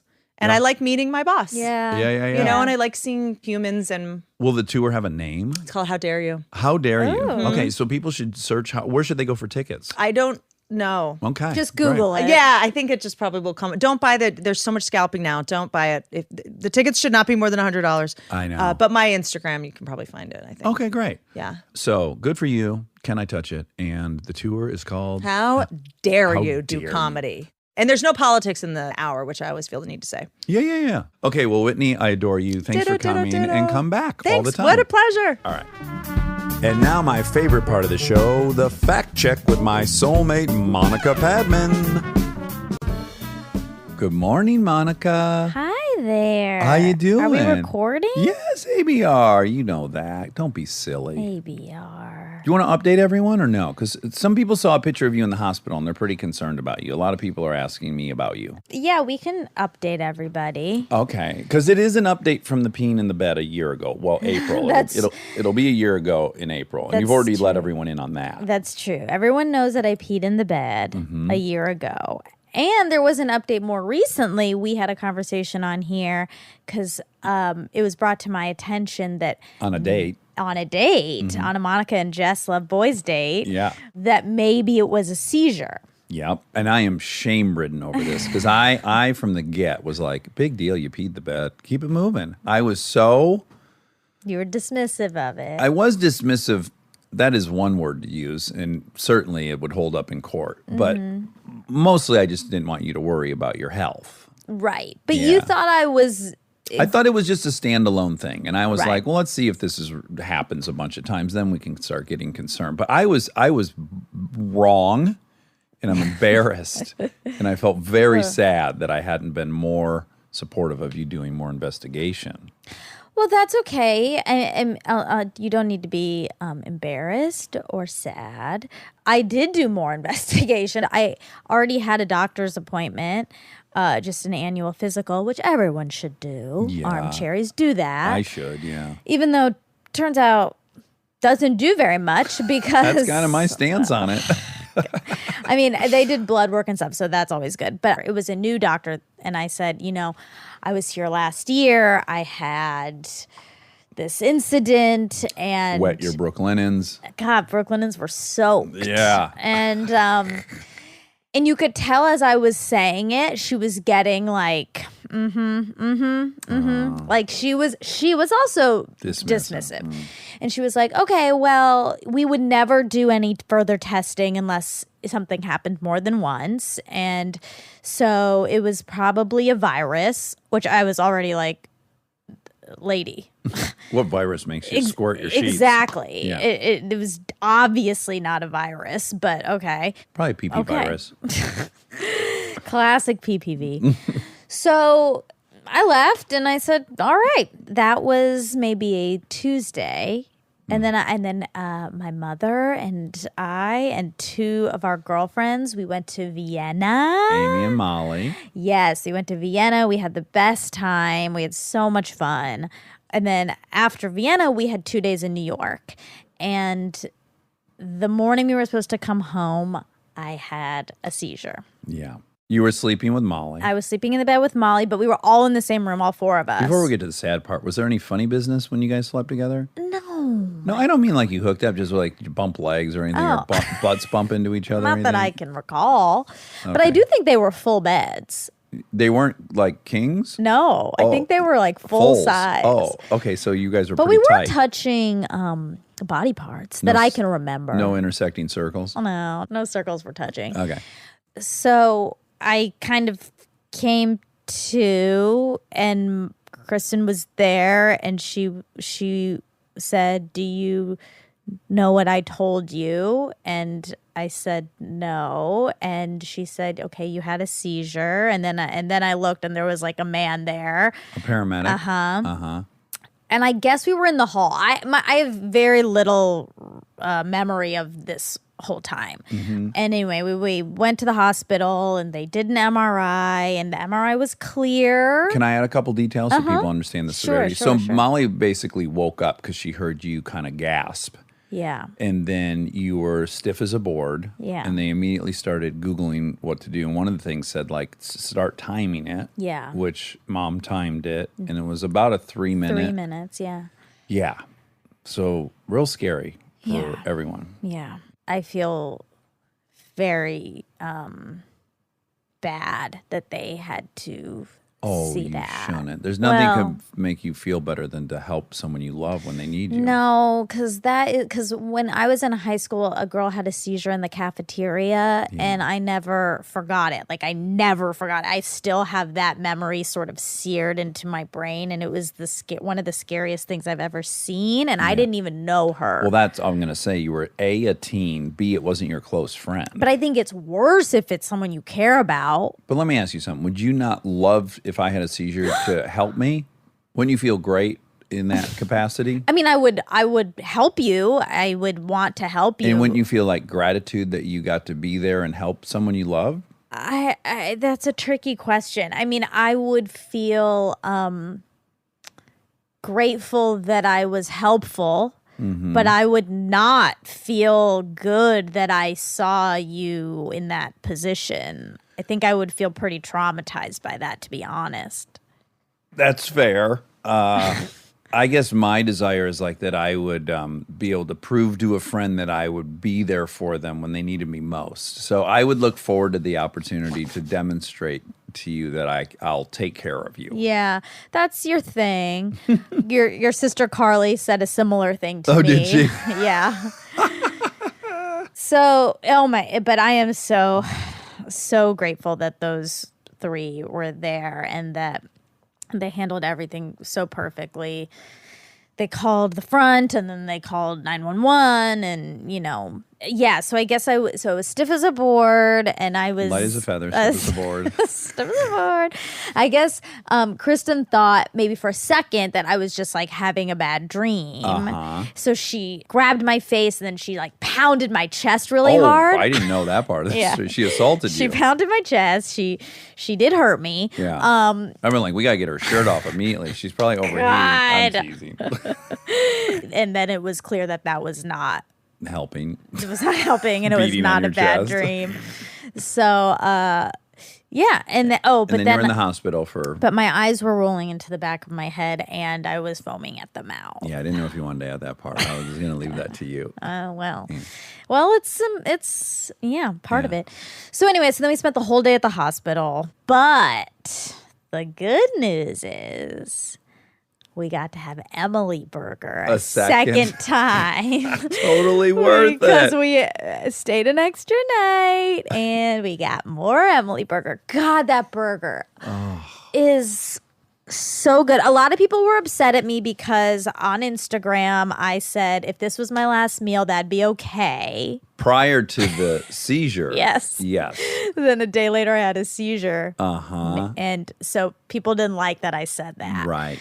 So I apologize, but also I stand by it. Yeah, that if you got to pick a last meal. Exactly. As we just learned from AK, his is going to include Dairy Queen, probably mine Yeah. too. I'd probably do an Emily's Burger followed by a 2-prong peanut butter parfait and a banana split blizzard. Well, I also in New York tried a new dessert, this cake from Cipriani's, maybe. Cipriani's, have a nicer piece of cake. Introduced to us by Molly, and it looked very Plain. average Yeah. at the sight of it, and I was like, oh no, Molly. We let the taste to do the showing off. No, and it was unbelievable. It was a vanilla cake, but it had sort of this marshmallow topping, vanilla meringue. It was unbelievable. So I might add that into my last meal. Who knows? Okay. I got Emily Burger twice. It held up to our insanely high bar that we Have fetishized this burger. for a year. And man, it delivered. It was so good. Anyway, MRI was clear. No brain CT cancer. was clear. Yes, I don't have any tumors. I'm seeing a neurologist tomorrow here in Los Angeles, and But you're scared, appropriately so. Yeah. Yeah. You've been dealing with some yeah, profound fear for the last 5 days. yeah. Mm-hmm. I mean, it really was out of the blue. You immediately go to, God, what if I was alone? Right? Yeah, I mean, it's so weird because I had, like, this all happened. and I was alone, and I mean, it was fine. It was fine. It was fine, but you didn't really have conclusive evidence that you had had a seizure because no one observed it. Whereas Exactly. this scenario, you know how long it lasted, you know Yeah. everything that happened. Yeah. But mostly you're on a medication to make sure you don't have another one until you see the neurologist and everything. And the medication's making you feel fuzzy and a little bit loopy, and I don't like it. Yeah, and you're staying at our house now, which I love. I so am. I think the headlines are second Emily Burger and you live with us now. So to me, it's a big, big win selfishly. Yeah. I feel like, Vulnerable. yeah, I feel scared and vulnerable, and I also kind of feel like it was a before. I mean, I don't want to feel like this, so I'm trying to not, but right now I feel like it was a before and after. Like that is like a moment in my life there was a before and now there's an after. And now that that I'm gonna have these indefinitely, that I can't drive right now. I don't know how long I'm not gonna be able to do that. It just, yeah. Yeah, it's in the very scary part. You have no info. You don't know what your future is going to look like, and that creates a ton of anxiety. And that's normal. Yeah. And then you got to go AA with it and go, today, I didn't have a seizure. Yeah. Not having one now. Yeah. I don't have cancer. At least in the brain. You might have pachydermis cancer. I might have spinal tumors because they didn't check for that. And one of the armchairs said that originally. Oh, wow. Okay. Originally, when I first started talking about peeing, one of the armchairs wrote, if that happens to Monica again, she needs to go to the ER immediately because I'm a spinal surgeon and that's indicative of a spinal tumor. Okay. But I don't think you have a spinal tumor. I don't either. I don't want to be dismissive of it. But I do have bad back pain. Well, but that's from the intense clenching while you're stiff as a board, light as a feather. Yeah. Okay, well, that's the update. That's the and update. We love you, and I'm not being dismissive, but I am also telling you you're going to be fine and have a wonderful life. Thanks. I know it for sure. Just like I knew about your house. That's true. Yeah. It's all going to be fine. Yeah. Anyway, Whitney Cummings. Whitney Cummings was a delight. Mm-hmm. Man, is she So what's happened on here insightful. before, it's not that you and I have ever disliked anybody. Never. But there are times when you're really pulling for a guest and I'm like, okay, if you really want this person. And then they come in and I fall in love with them. This has happened several times. And then this is one of the rare cases where I'm like, oh my God, we got to have Whitney. And you're like, oh, okay. And then you Right. are just in love with her. Yeah, because you've heard her interviewed before and I haven't. Mm-hmm. And I was definitely not opposed to having her, but I was like, okay, sure. Yeah. And she really blew us out of the water. Yeah, she's awesome. Yeah, she's so cool and so insightful and thoughtful and She posted committed. a video yesterday. I think it was yesterday. It's her. She has Ring. oh, And it's her in the middle of the night standing in her driveway staring at her garage. And she said, this is footage of me sleepwalking. oh my God. like, oh, wow. I mean, should Ew. you lock yourself in your room or That's something? scary. Speaking of that, so I guess the night before my seizure, I talked. Oh. Yeah. What were you saying? I said, oh my God, thank you. That's what you were saying. Yes. Oh, my God. Maybe you're Minnie Mouse in the dream. Oh my God. You know, Aaron talks in his sleep. He does? Incessantly. I've heard him talk, I mean, volumes. Wow. And one of my favorites was he's like dead asleep, and I hear,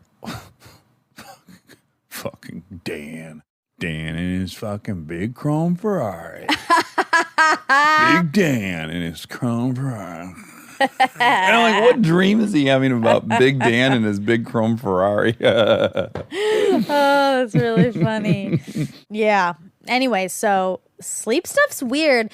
My thought right now, the comforting thought I have is that maybe these seizures are connected somehow to sleep and that I can get that figured out. Yeah. Because they both happened in my sleep.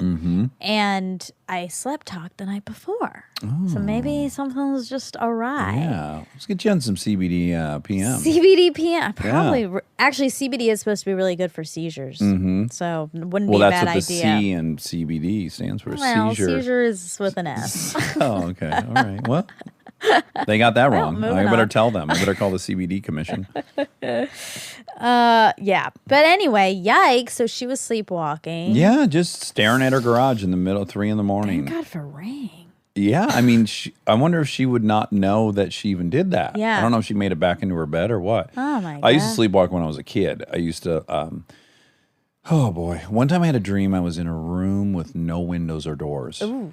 Oh, I've had that dream several times. Really? Recurring? And I woke up with my whole family going, Dax, wake up. And I was in my brother's room, standing on his bed, banging on the wall. Whoa. Yeah. Ooh. And that was down 2 flights of stairs. He was down in the basement and I was Wow. up top. Yikes. Yeah, Scary. I used to check on him a lot too, sleepwalking. Ew. If to I make were sure- him, I would have No, been. it's because I loved him. No, I would have been so scared of you with your demented sleep eyes. I had cute round eyes. I was a cute little boy. And I was 5 years younger, so it was just like his little squirt was checking Can him you out. imagine you're asleep and you wake up and there's a small boy with Glowing white wide hair. eyes?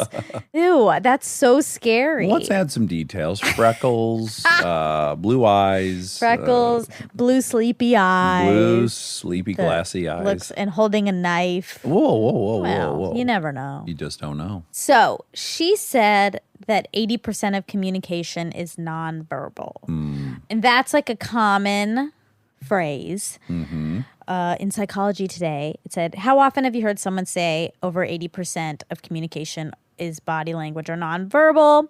The numbers represent the percentages of importance that varying communication channels have. The belief is that 55% of communication is body language, 38% is the tone of voice, and 7% is the actual words spoken. Oh, wow. But it also says that this varies between people. And one way of increasing accuracy is by applying the 3 C's of nonverbal communication. Seizures? Context, clusters, and congruence. Context includes what environment the situation is taking place in, the history between the people, and the other factors such as each person's role. For an example, an interaction between a boss and an employee. Looking for nonverbal communication gestures and clusters prevents us from allowing a single gesture or movement to be definitive in determining a person's state of mind or emotion. Sure, crossing your arms at your chest can be a sign of being resistant and close-minded. However, if the person's shoulders are raised and their teeth are chattering, they might just be cold. Oh, shivering. Yeah, sure. One of the other Classic. C's. Yeah. Finally, congruence. Do spoken words match the tone and body language? After someone falls, as they verbally state they are fine, however, their face is grimacing and their voice is shaky, you might want to probe a little deeper. Right. Or ask me how I'm feeling. How are you feeling? Really confident. Okay, are you sure?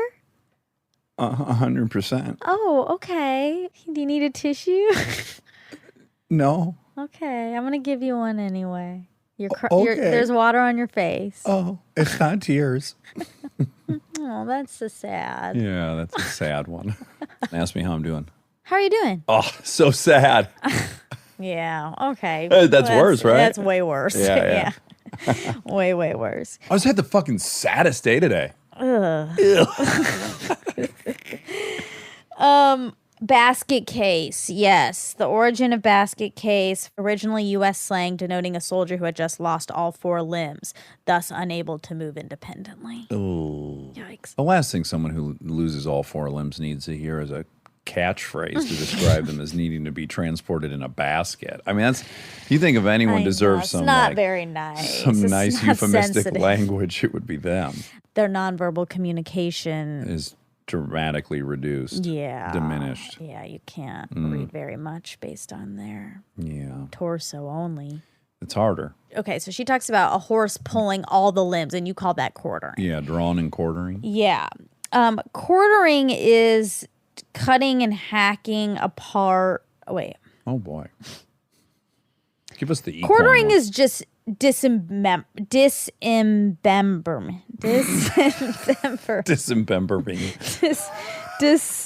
Dismemberment. Oh my god. Oh my god. That's because of my seizure. Your medication. Yeah.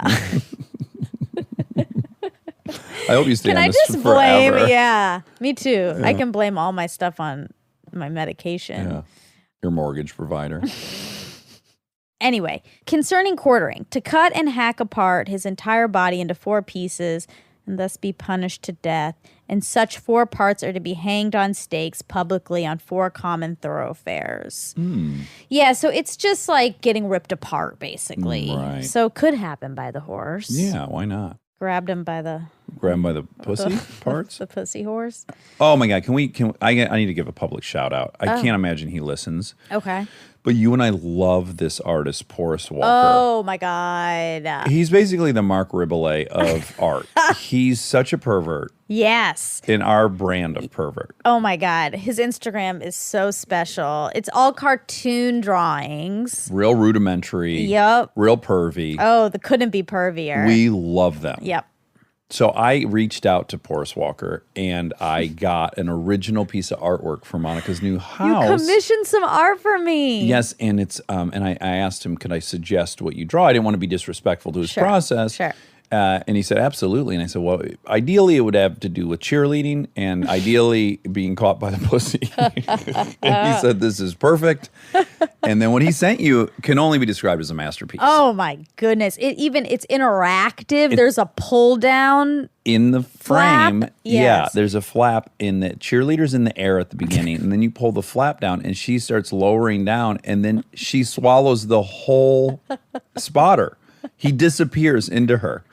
Think about how he catches her by the puss. he catches her by the puss, but then he disappears in such a well thought out manner. Yeah. Oh yeah. Oh, he took it right over the top. He really did. It's such a special piece of art. I'll post a picture of it. Because I was pervy enough to ask, did you ever get caught by the butthole or the pussy? Of course. He went a step further. He's like, have you ever swallowed another human being up with your pussy when you were landing? Oh my Has to have happened goodness. in the history of cheerleading. Well, I'm going to probably guess not. Anyways, but it's spectacular. It I'm not is. sure where you hang it in your home, like in a closet. I'm going to dedicate a room to perviness. Uh-huh. And I'm going to hang that. I'm going to hang my beautiful painting of the ball sack cowboy with Original. with the depth. And God, that's really good. And on my white elephant, I received a painting of an octopus that is made of penises. Uh-huh. So all those got to go in one space, probably in the same space where the pea baby lives. Yeah, yeah. You know. And can I also recommend that be the room you do God doses of mushrooms in? Oh, that sounds like that might be a little much for me. I don't think I can do mushrooms now. That's probably something off the table. I don't think so. Okay. All right, we'll see. Well, ask your neurologist if you can do shrooms. That's another thing. I'm not supposed to. Well, I'm not drinking right now, and I Hate it. hate it. All I want to do. It's all I want to do. Wow. Yeah. Kind of like when we were talking about when I was on pills. It's always running in the back of your mind. Oh yeah. Yeah, good. Oh, I can't wait to go to meetings with you. It'll be so fun. Well, I'm not drinking. Yeah. I just want to be. really badly. Well, yeah. As soon as you can't do something, I also want to be driving really badly. Is this the longest you haven't drank since you were 21? No. Well, that's no, possible. I don't think so. 5 days? 6 days? No, it hasn't. It was Saturday morning. Sunday, Monday. So Tuesday. Saturday, Sunday, Monday, 4 Tuesday. days. It's been 4 days. It's not great. Well, I'm inclined to say that is the longest you've gone. No, I don't think so. Because you would have wanted to this bad before, and you But would have no reason not to. It's only because I can't. Oh, If- okay. I think. Okay. If I just wasn't, I don't think I'd be thinking too hard about it. But being told you can't do it. right, and like, what if I can't ever? Yeah. I'm going to say you can't jog anymore Okay. to trick you into jogging. Oh, a lot. I see. Yeah. Oh, that's fine. You can't eat broccoli anymore. Well, I did think about that because Kristen went to Pilates, and hate going to that Pilates class. I mean, it's an amazing Pilates class, and I do always feel good after, but it's so hard. And so I never want to go. And she went yesterday, and I was like, ugh, I can't go. Oh, you wanted to. Yeah, Ah. I really wanted to go, but I couldn't go. They tell you not to exercise? No. Oh, But you're just going to fill in the blanks. I don't think then. I should do that kind of intense. Okay. It's really intense. I Yeah. don't think I should do any of that until I get at least see the neurologist. Yeah, yeah. Right? Anyway, okay, so Roseanne in the Trump call. Mm-hmm.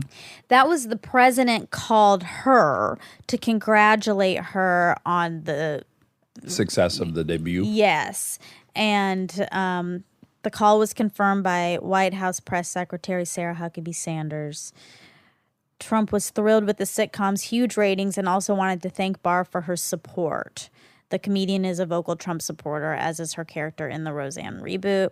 In an interview with Good Morning America, Barr confirmed the call herself, saying it was pretty exciting, I'll tell you that much.